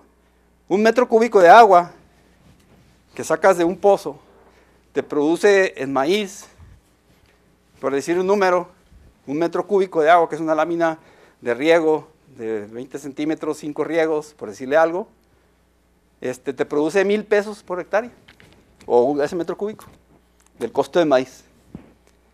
Pero si tú se lo vendes, un metro cúbico de agua, a la industria maquiladora, porque tiene 5,000 empleados, que les tienes que dar agua para que te den el permiso, y esos empleados te producen $10,000, ¿a dónde crees que se va a ir el agua? ¿A dónde está el flujo del dinero? ¿Y qué dice la ley, compañero, que dices que sí? La ley de aguas nacionales se llama, Jorge, LAN, Ley de Aguas Nacionales, y los jóvenes ya lo conocen. ¿Quién es el primero en derecho al agua? La gente. Así dice la ley, El primero en uso del recurso es la gente. Y además se acaba de declarar el año pasado un derecho humano, la disponibilidad de agua. Yo creo que tú estás tocando esos temas de sociedad y agua, Gustavo. México firmó, fíjense bien las cosas que no están cuadrando. México firmó el acuerdo internacional donde todo mexicano tiene derecho a un vaso de agua. ¿Y cuántos niños creen que se mueren por enfermedades en México? Estamos en papel excelente, la ley es un ejemplo, pero la aplicabilidad es la misma historia. Regreso a mi punto, a ver si ya puedo entrar a la temática, y ya me dices, Jorge, ahí dónde le cortamos, ¿sí? Y ustedes, por lo visto, tengo 2 dormidos aquí, y atrás está bien todo, entonces vamos bien. Los efectos, fíjense, los efectos negativos del cambio climático serán más severos en los países que están en las latitudes bajas del resto del mundo. ¿Y quién creen que son? Las latitudes bajas. Si ustedes meten el mapamundi y le trazan las latitudes y trazan las latitudes bajas, que son de 45 a 25, ¿dónde creen que queda México? Aquí en esta latitud estamos a 32 grados. ¿A quién se refiere? Pues a México. La mitad del país se muere de sed y la otra mitad se muere de inundación a partir del trópico de Cáncer. Luego hemos visto en la televisión las noticias de Tabasco que esos compas, y aquí viene el término de sequía, ya porque no se inundan los tabasqueños, dice que tienen sequía, pero están los ríos, el punto de los 3 ríos allá de nuestro amigo Benamar, y dice que están en sequía, y ahí pues es un chorrotote de agua. Yo me impresioné cuando estuve ahí. Es increíble, ¿no? Que tengamos el Sumacinta ahí pegado con 3 ríos. Y nosotros, ahorita van a ver las estadísticas de precipitación y de temperaturas y todo eso, pues aquí es sequía. Y el término de la definición establece lo de las políticas que planteaba el doctor y lo que decía el ingeniero Herrera en aquel tiempo, de cómo vamos a definir sequía. ¿Y quién? ¿Verdad? ¿Sequía para quién? ¿Sequía en dónde geográficamente? ¿Sequía cómo? ¿En base a qué indicadores? Afortunadamente tenemos ya gente de esta universidad trabajando en agendas a nivel nacional e internacional con respecto a esas temáticas. Finalmente vamos a poder definir. Y no va a estar fácil, porque ahí implica negociaciones o responsabilidades internacionales para ver si le pagamos el agua a los güeros o no.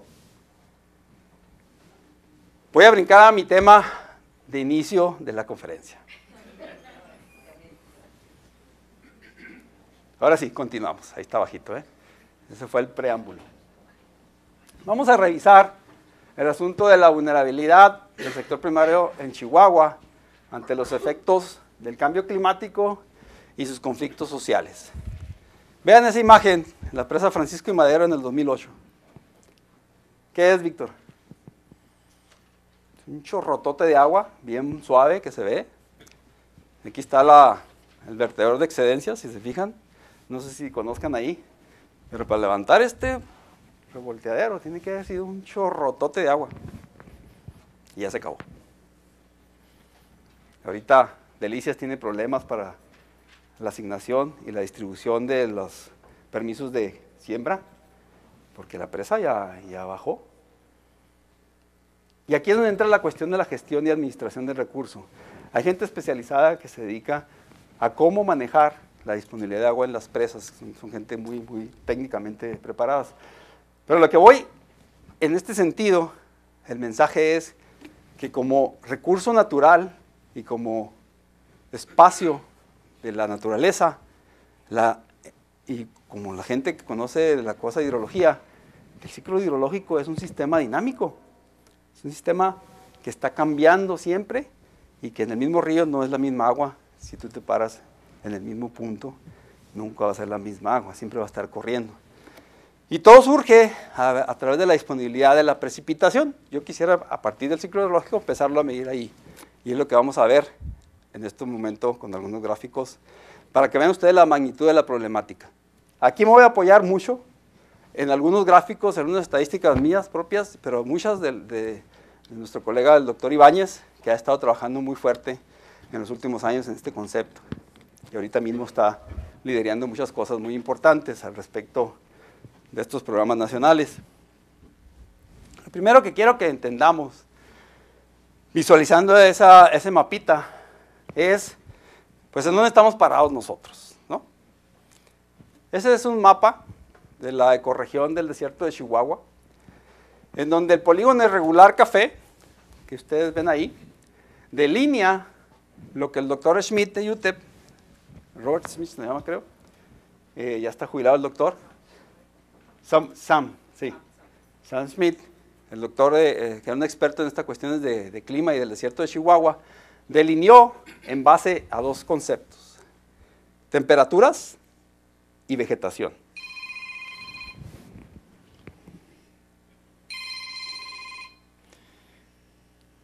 Que lleve, es mi esposa que lleve pañales y tortillas. Bueno, la delineación geopolítica, la delineación geoespacial del gran desierto de Chihuahua está caracterizada en base a dos conceptos: ¿cuánto llueve? ¿Cuánto se evapotranspira? ¿Y qué plantas hay ahí? 350,000 kilómetros cuadrados aproximadamente, uno de los desiertos más grandes del mundo. Miren ustedes dónde está. Ya desde ahí tenemos que entender que el concepto de sequía, de escasez de agua, de competencias por el recurso, pues ha existido toda la vida. Por lo menos de lo que es la especie humana. Entonces eso tenemos que entenderlo y tenemos que asimilarlo, que siempre vamos a estar en competencias. ¿Alguien de ustedes ha ido a Paquimé? ¿Qué vio ahí, compañera? ¿Qué vio en la distribución ahí de cómo el concepto de agua ellos lo manejaban. Adelante, ándele como si fuera una entrevista. Acabando ese examen, todavía no me toca dar las clases en la maestría. ¿Qué vio? ¿Qué características vio en las ruinas de Paquimé? ¿Qué materiales usan? Pues utilizan la tierra. El adobe, ¿no? Las arcillas. ¿Cómo estaba su distribución de agua? ¿Cómo le daban agua al pueblito? ¿Arroyos, verdad, Luis? Todas las casas tenían un arroyito, estaban ahí. Cuando los atacaban las otras tribus, ¿de dónde creen que sacaban agua? Duraban ahí meses enclaustrados y no les pegaban porque tenían blindado toda la ciudad. Y siempre tomaban agua. Y dije, ahorita se mueren de sed de este canijos. Pues se murieron de hambre los apaches en lugar de ellos. Son culturas que están diseñadas bajo el concepto de un desierto. Y esta ciudad, ¿alguien conoce, y los muchachos lo deben saber, cuál es el consumo que tenemos per cápita diario de agua? Es una exageración, ¿eh? A ver, Jesús, Gerardo, otro menos un punto, ¿eh? Consumimos promedio, según la Junta de Aguas, 350 litros al día. Estamos en medio del desierto, ¿eh? Aquí menos estamos.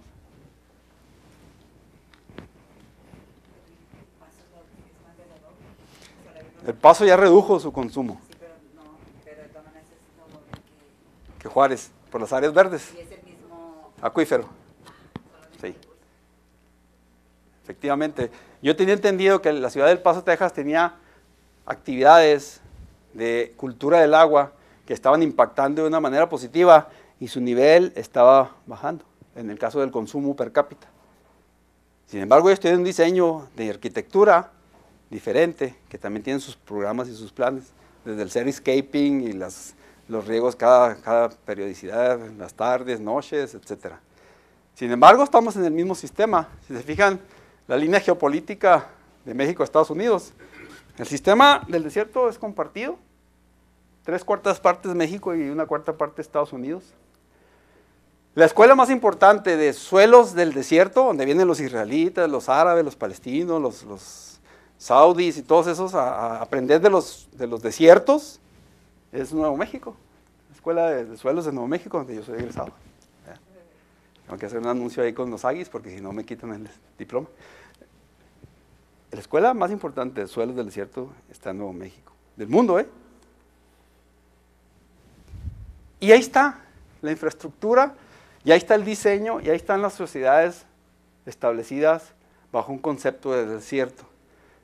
Esta generación, o esta sociedad, o esta nueva población, tiene la característica de que el estado de Chihuahua, de sus más de 15,000 y pico de localidades, entre rancherías, pueblos y ciudades, que son las que están registradas en el censo,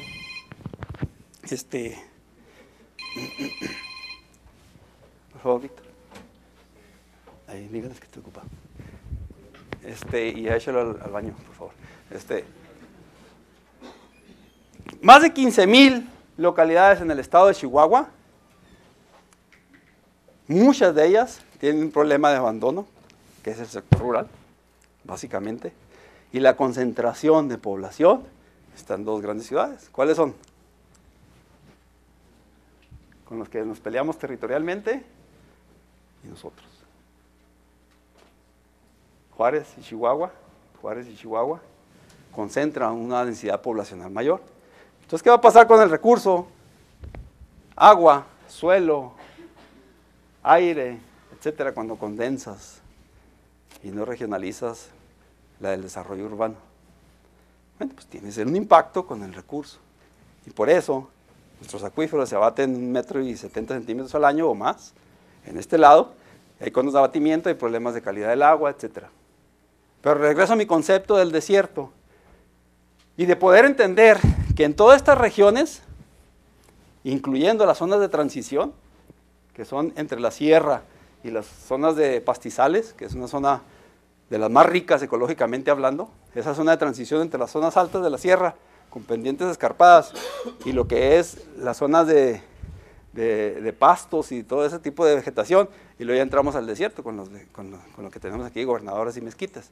Esa zona es muy rica y es muy importante para la recarga de acuíferos, para la disponibilidad, para la conservación, etc.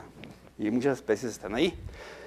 Pero entonces, en este esquema, la sequía, la escasez de agua, las altas temperaturas han sido una cosa que la naturaleza puso. O sea, tenemos que entender que somos una cultura del desierto y que nuestro reto está ahí y que nuestra función está ahí, que nuestras estrategias deben estar centradas en eso. Los esquemas que vienen a nivel nacional pues son una oportunidad, pero nosotros siempre estamos en esa demanda.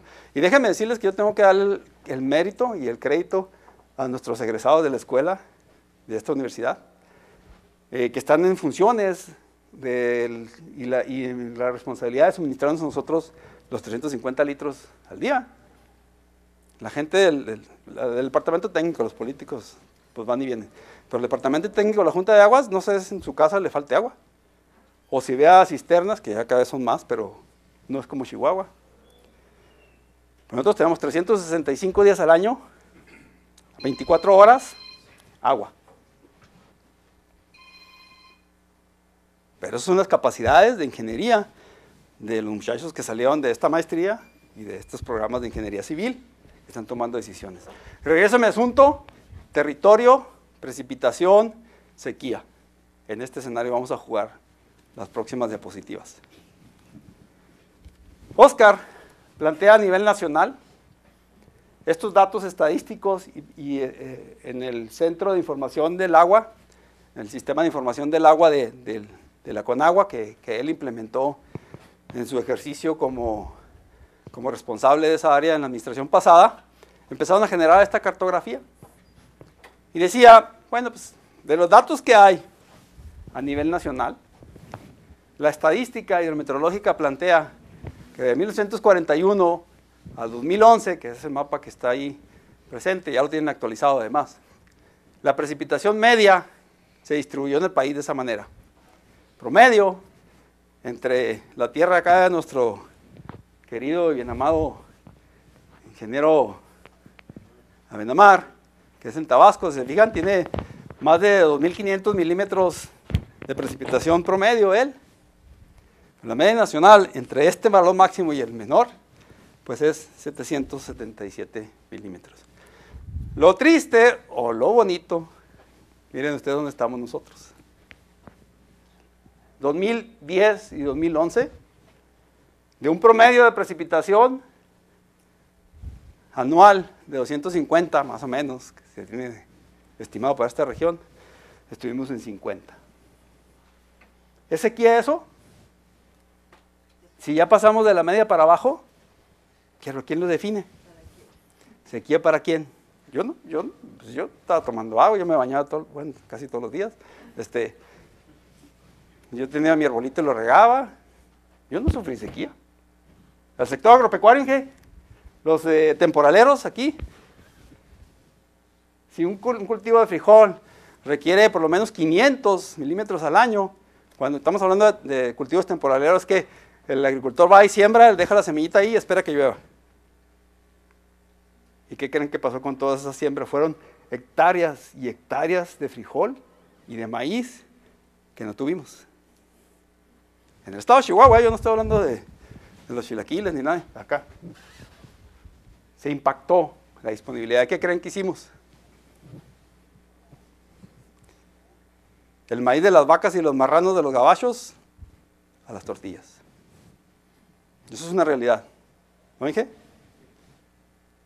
Ese producto que además ellos también tuvieron su impacto, pero tienen otra infraestructura. ¿Y a poco creen que nos lo vendieron como maíz de primera, maíz blanco y toda la cosa? Nos lo vendieron caro, pero ese es un maíz que bueno, pues en la dieta del mexicano, si no es la tortilla, yo no sé qué es. No hubo producción. Y a partir de ahí, el impacto a las demás cadenas productivas, a la ganadería, los insumos del grano se fueron al cielo. Y estamos hablando de sequía. ¿Para quién? Como dice la doctora. Para el sector agropecuario fue devastador, ¿eh? Pérdida de cabezas de ganado por los miles. Ustedes iban por la carretera y veíamos los panteones, ¿no? Incluso hubo una gente muy creativa allá por el rumbo Pajanos, pusieron una vaca seca así, como brincando de rodeo, le pusieron un monito de, así como, y se ve muy padre, la vaca seca así, y el vaquero arriba brincando. Es una obra de arte, pero con la sequía. No sé si lo veían, yo no tuve la precaución de tomarle fotos, pero me gustó mucho eso. No por la sequía, sino por el arte. Entonces, jóvenes, miren otra vez que nuestro estado, por abajo de la media, obviamente, dentro de estos rangos, ¿verdad? De 500, en donde en promedio en la sierra son 750. Y de ahí nace todo el escurrimiento que va a las presas. Otro gráfico de Oscar. Conste que, y yo ya le pedí permiso a Oscar para esto. Aquí están, doctora. Hay una página web donde esto lo están actualizando cada 3 meses.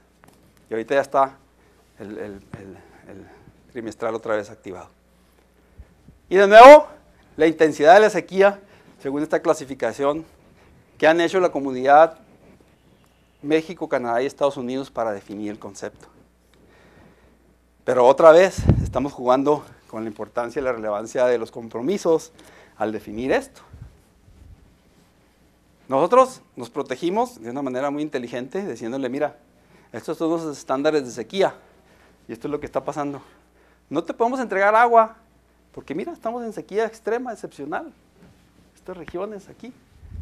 ¿Cómo te entrego el agua de una sequía moderada, donde están las presas, y ahorita vamos a ver unos gráficos, muy por debajo de la media? Y ahorita que me dice usted, doctora, que está la presa del Elefante, que está aquí, por aquí está, al 4%, pues pobrecitos los del Valle de Juárez, ¿no? Van a tener que vender burritos acá, o no sé qué va a pasar. Y por ahí andan algunos compañeros con algunas ideas de renovar el Valle de Juárez, y pues, buena suerte. Porque tenemos que resolver esto primero. Nuestra agua del Valle de Juárez no es de nosotros. Utilizamos las aguas de desecho tratadas, utilizamos agua de pozos, que es muy mala calidad del Valle de Juárez, y mezclábamos con el agua dulce superficial que nos entregaban. Entonces ahora hacer la mezcla al 4%, o en lo que nos entreguen, no sé cuánto volumen. Entonces vamos a tener que regresar a cultivos estratégicos altamente resistentes a salinidad, sorgo, el espárrago, la mejor. No sé, ingeniero, tú tienes más ideas. La remolacha, cultivos que van a resistir la alta salinidad del amaranto, por ejemplo, es un cultivo. Yo ya lo probé el amaranto y es excelente ese cultivo. La cosa esa que traía Calleros, la maralfalfa, esas son cosas, esas cosas no se fuman, nada más se siembran. Y se utiliza, ese es grano, se produce forraje. Pero hay alternativas que tenemos que cambiar en el sentido de la planeación estratégica para el sector agropecuario, en función a las dinámicas de los pulsos que la naturaleza nos dicta. Pero además está sustentado científicamente, eso está probado, y hay glorioso internet, y bendito que sea, hasta que no nos lo quiten, porque ya le dieron un zarpazo al internet. Graben todo lo que tengan que grabar, porque al rato vienen las restricciones del uso del internet. Ayer veía una noticia igual, que ya nos va a costar más, o nos van a restringir que podamos ver. Otra vez, los del sistemita para que no te informen, no seas autodidacta. Eso platicamos después otra vez. Vean otra vez. Voy a la siguiente gráfica y defino estos en base a lo que Oscar plantea en su proyecto.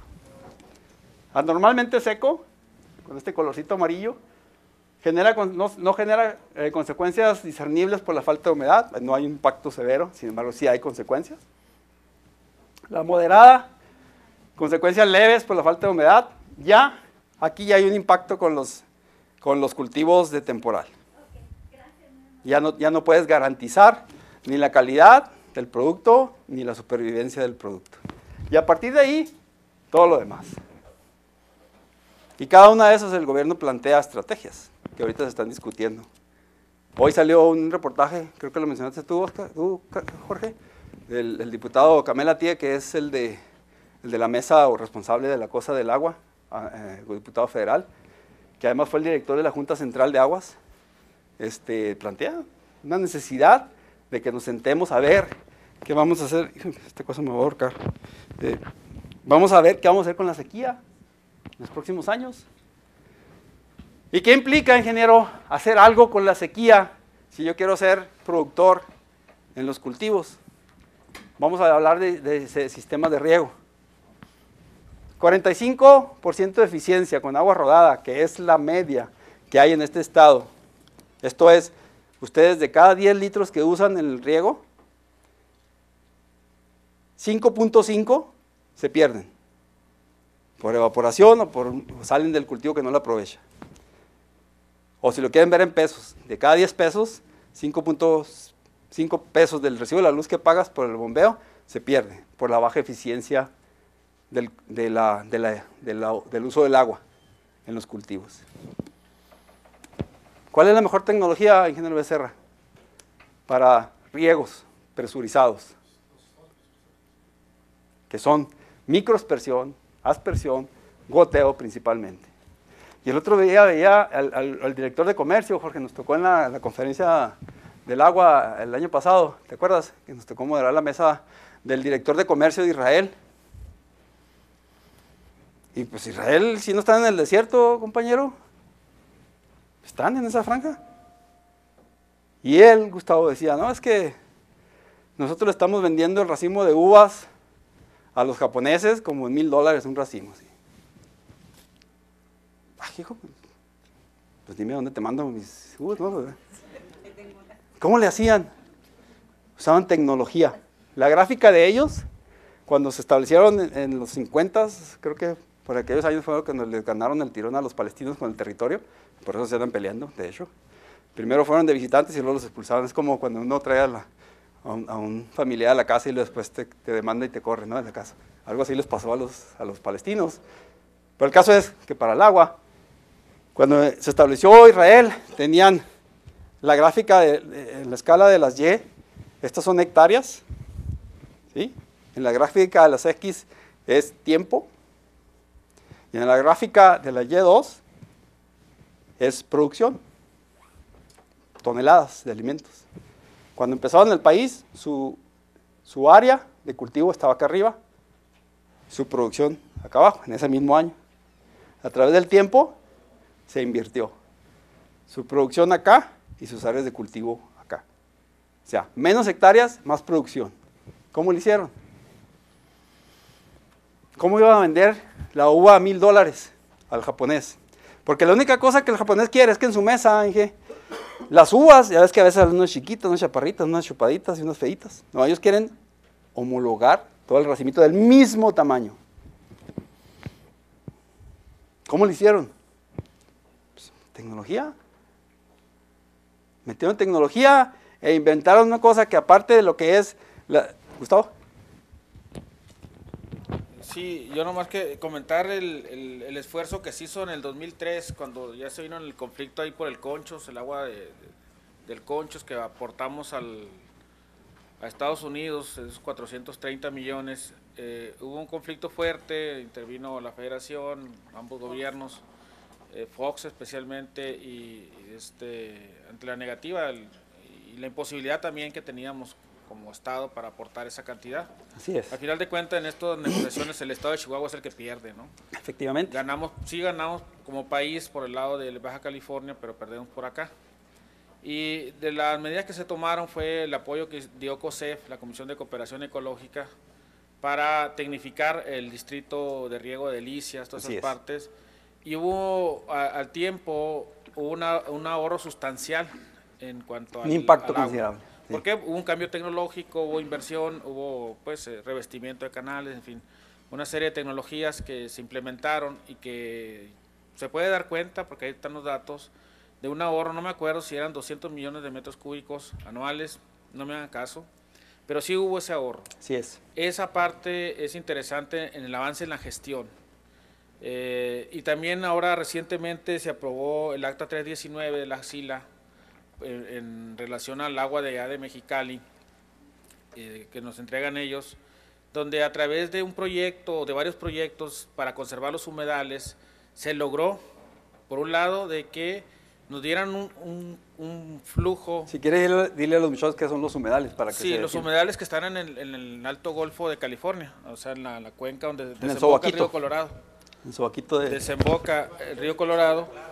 Ahí se está documentado, ¿no? Hay especies endémicas de aves, de otras especies. Es un paraíso ahí, paraíso, de recursos ¿no? naturales en el mar y en la tierra. Exactamente. Y Entonces, aves. por ahí se metió, por el lado de las asociaciones civiles, meter proyectos de ese tipo, y se logró que nos dieran, entre México y Estados Unidos, ¿no? Un flujo a través de pulsares, o sea, eso que mencionas, flujos discontinuos de 191 millones de metros cúbicos para conservación de esos humedales. Ese acuerdo ya se logró. Junto con ese acuerdo también se logra que México pueda almacenar agua.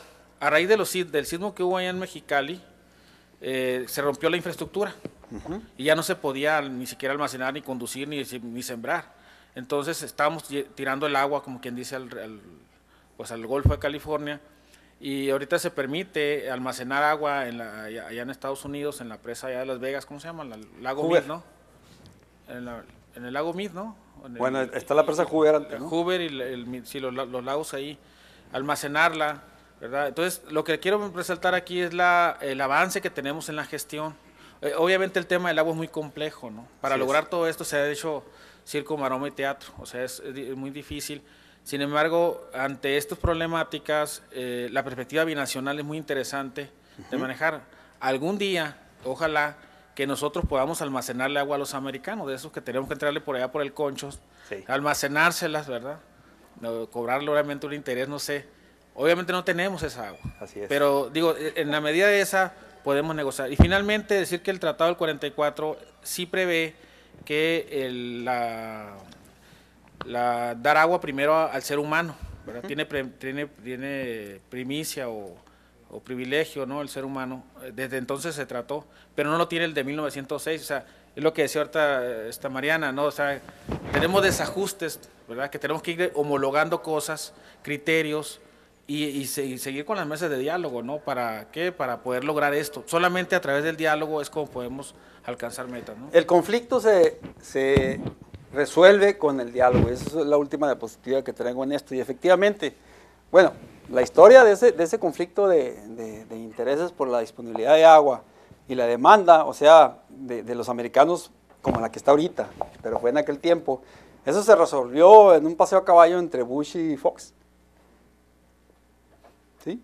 Vino George Bush antes de que nos dijeran que no a la ley de inmigración, se pasearon a caballo, se comieron una vaca, y dijeron, sí, le dijo Fox, mañana te mando el agua que te necesitas. Y luego vino aquí el gobernador, que en aquel tiempo era Patricio, y dijo, pues sí, pero primero sobre mis pistolas, y no les mandó nada. En contra de fíjense, una disposición de un gobierno, pero fue una negociación de ese tipo, en ese caso.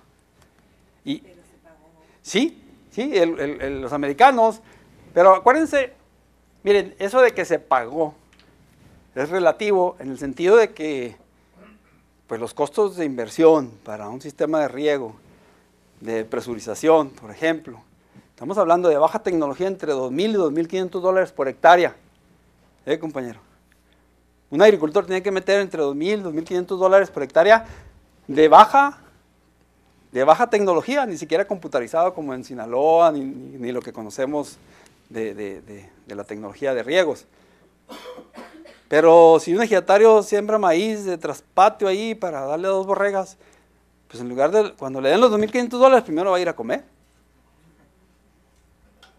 No los va a invertir. 2, cuando se vino ese programa, se diseñó mucho para las empresas agropecuarias, que además son muy ricas y que son los que pueden aprovechar, porque el programa de fertilización decía, pues tú le vas a meter primero la inversión y luego yo te voy a regresar el 50%. O sea, tú le metes 2.500 y yo te devuelvo los 1.125, los 1.250.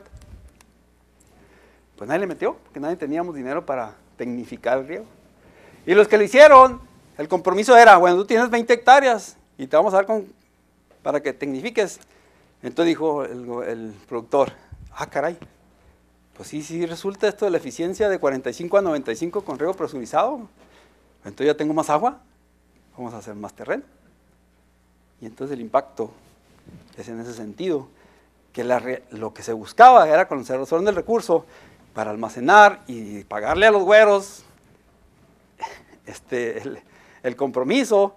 No lo hicieron para buena onda, porque además no fue gratis, fue un crédito a través del Banco Mundial, lo que maneja COSEF, el banco, ¿cómo se llama el de que maneja COSEF? Banco de Desarrollo de América, el BANDAM, y fue un crédito, no lo dieron gratis. Y luego baja el escalafón y pues todos tuvimos que pagar. Entonces nada es gratis, el mensaje es ese. Y yo, con la historia que platica Gustavo, que lo plantea de una manera muy completa, muy integral, pues todo, en las letras chiquitas dicen que está el diablo, ¿verdad? En todos esos convenios, pues hubo grandes consideraciones. Porque no solo bastó con que ganaras el concurso, vayan ustedes ahorita a todos los beneficiarios que estuvieron el dinero para instalar y cuántos de esos sistemas están funcionando. No vino pegado un programa de capacitación y de seguimiento, no vino pegado un programa de extensionismo que hemos estado peleando muy intensamente, no vino pegado todos los cálculos hidrológicos y hacían un diseño que se lo cedían a las empresas y luego estaba la de Puebla ahí con las autoridades y te diseñaban el mayor tubo y el mayor sistema, ellos te querían sacar los $1,000 que te iban a dar. Y muchas veces de muy mala calidad y no funcionó la inversión y ahí está la deuda. Y el problema ambiental y de recursos y disponibilidad y de producción agropecuaria no se ha resuelto. Y el caso es que ahorita Delicias, Gustavo, va a reducir sus áreas de cultivo este año, porque la presa no tiene agua. Con todo y la tecnología. Jorge, 5 minutos para decirle excepcional. Se cojó. Pérdidas excepcionales y generalizadas de los cultivos. Yo nada más utilizo una última diapositiva, porque creo que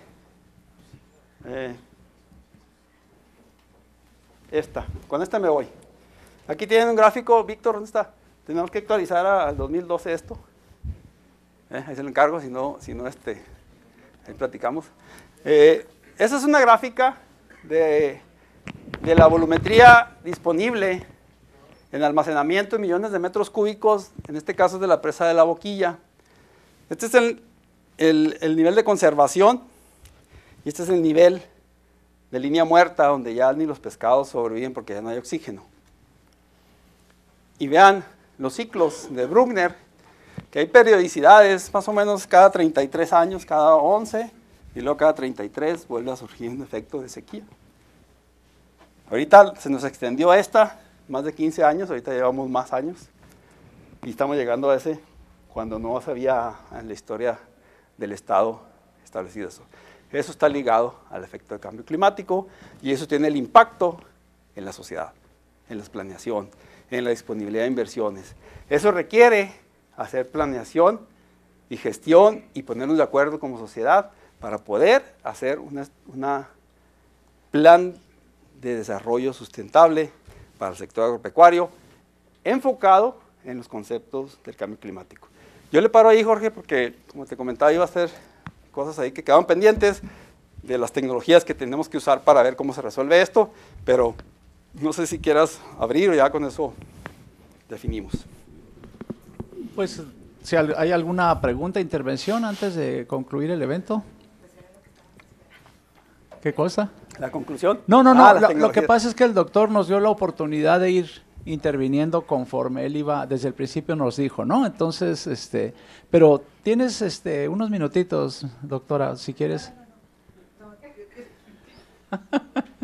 Está muy suave lo de las tecnologías, está... Lo que yo digo es que era lo que estábamos esperando, lo que le mataron. Bueno, no entiendo. Que a lo mejor hacemos otra reunión el año que viene, exacto. o el semestre que entra, ¿no? Ahora sí que, pues, que está como las novelas de Televisa, ¿no? Mucho suspenso para llegar al... Sí. Pues agradecerle al doctor su gentileza, su tiempo. Fue una exposición muy dinámica, muy didáctica, en la que nos permitió y nos forzó a pensar también en todo este proceso, ¿no? Muy aleccionador, con información para todos los niveles. Yo hice mis propias notas, en fin, y creo que los jóvenes fueron los más beneficiados con esta exposición. Bueno, pues el Instituto de Ingeniería y Tecnología, a través del Departamento de Ingeniería Civil y Ambiental y el Cuerpo Académico de Estudios del Agua, otorga el presente reconocimiento al doctor Alfredo Granados Olivas por su valiosa participación con la conferencia La vulnerabilidad del sector primario en la disponibilidad del recurso agua ante el cambio climático, segunda parte, en el marco de las actividades del Seminario del Agua, semestre enero-junio del 2013, en esta ciudad, con fecha de hoy, y con la firma de nuestro director, el maestro Francisco López Hernández, el director, el jefe del departamento, el maestro Víctor Hernández Jacobo, y la líder del cuerpo académico, maestra Angelina Domínguez Chicas. Felicidades y un fuerte aplauso al doctor. Gracias.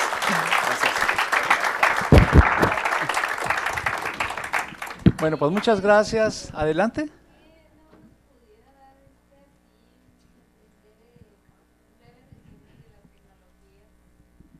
¿Ahorita o después?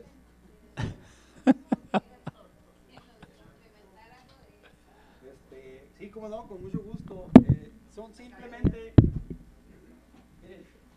son cosas que ustedes ven todos los días. Tenemos diseños de ingeniería para captación de agua de lluvia, se llaman los SCOLs, Sistemas de Captación de Agua de Lluvia. Ese es un curso que el doctor Amaya del Colegio Postgraduado de Chapingo diseñó.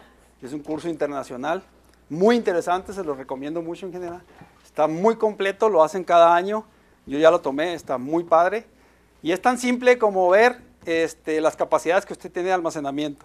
Si usted tiene un techo de 200, ok.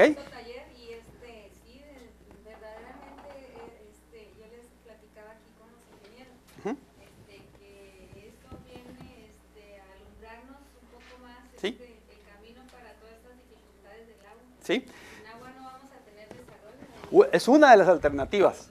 Es muy importante esa parte de ese curso de lo poquito que llueva, pues consérvalo y lo tienes que buscar maneras de conservación. El otro proyecto, los otros proyectos que traemos aquí con los muchachos de licenciatura son los proyectos de cero descargas de aguas negras en los usos domésticos. Está muy interesante ese concepto que aprendimos en el curso de permacultura que dieron aquí en la Universidad de Agricultura Urbana. Eso es un diseño de ingeniería muy padre que ahorita los muchachos están remodelando, reafinando. Esa es la otra. Luego ya cuando va uno al concepto de cuenca, entonces nosotros estamos sugiriendo con las autoridades del gobierno, principalmente con los de desarrollo rural y con las gentes de la Unión Ganadera, Jorge, estamos estableciendo áreas de captación para recarga a los acuíferos en base a sistemas de lo que nosotros llamamos unidades del paisaje agroecológico. Entonces hacemos mapeo con cartografía digital de sistemas de información geográfica donde cruzamos variables de suelo, permeabilidad, pendientes, y luego metemos modelos con los cálculos de precipitación y evapotranspiración para ubicar los puntos y las áreas de captación donde se puede recargar el agua para que aguas abajo, el sistema de almacenaje, que es el sistema granular del acuífero, puedan ustedes poner pozos de papalotes para que se equilibre. Es como la disponibilidad de agua, es como la cuenta del banco. Si usted no le echa y le saca, pues se va a quedar seco. Entonces, necesitamos equilibrar ese sistema. Son cosas que estamos trabajando con la Unión Ganadera. Otra de las acciones que estamos haciendo es con el Consejo Estatal Agropecuario. Jorge ya participó en algunos de los foros. Estamos haciendo difusión y cultura del agua a los sectores agropecuarios. Ahorita tenemos el fin de mes un taller de conservación de pastizales allá en mi rancho con la gente, con algunos ganaderos. Incluso ahí salió un billete porque nos van a pagar, para decirles cómo conservar y no sobrepastorear, cómo conservar los suelos. No sé, hay una infinidad y tenemos una cartera ahí, por ejemplo, el mapeo con fotogrametría y con sensores remotos. Nosotros utilizamos imágenes de satélite para mapear la cobertura vegetal y el cálculo de la evapotranspiración. Con el doctor Eric Sánchez del departamento del director del YADA, hemos estado haciendo algunos cálculos con satélites de cómo se distribuye la evapotranspiración en tiempo real. Tenemos un satélite que se llama MODIS, y ese satélite en un polígono, tal vez usted lo conoce, doctora, Rajida Aldouri está trabajando mucho con eso también, y el doctor Samani de NMSU, que son los expertos de evapotranspiración. Entonces vamos midiendo cada día el volumen de evapotranspiración a una extensión de un polígono de 1 kilómetro cuadrado, y entonces hacemos el balance de masas para saber cuál es la disponibilidad en tiempo real. Entonces, son algunas de las tecnologías que les iba a comentar, tal vez en alguna otra conferencia, para que vean cómo las comunidades internacionales científicas o cómo los países están sustentando su desarrollo del sector primario en base a tecnología, y es cosa de lo que estoy tratando de convencer a los ingenieros, a los futuros ingenieros, de que son áreas de oportunidad enormes para los próximos 50, 100 años, ¿no? Hay muchas otras cosas, pero creo que, no sé. ¿Sí? Hubiera sido más suave los mapas porque estaban más suaves las imágenes y todo, pero me agarré monte con el rollo de la grilla, ¿no? Bueno. Pues muchas gracias, gracias por su atención. Gracias, José. Gracias. Déjame ver si saco mi presentacioncita. Mejor, gracias.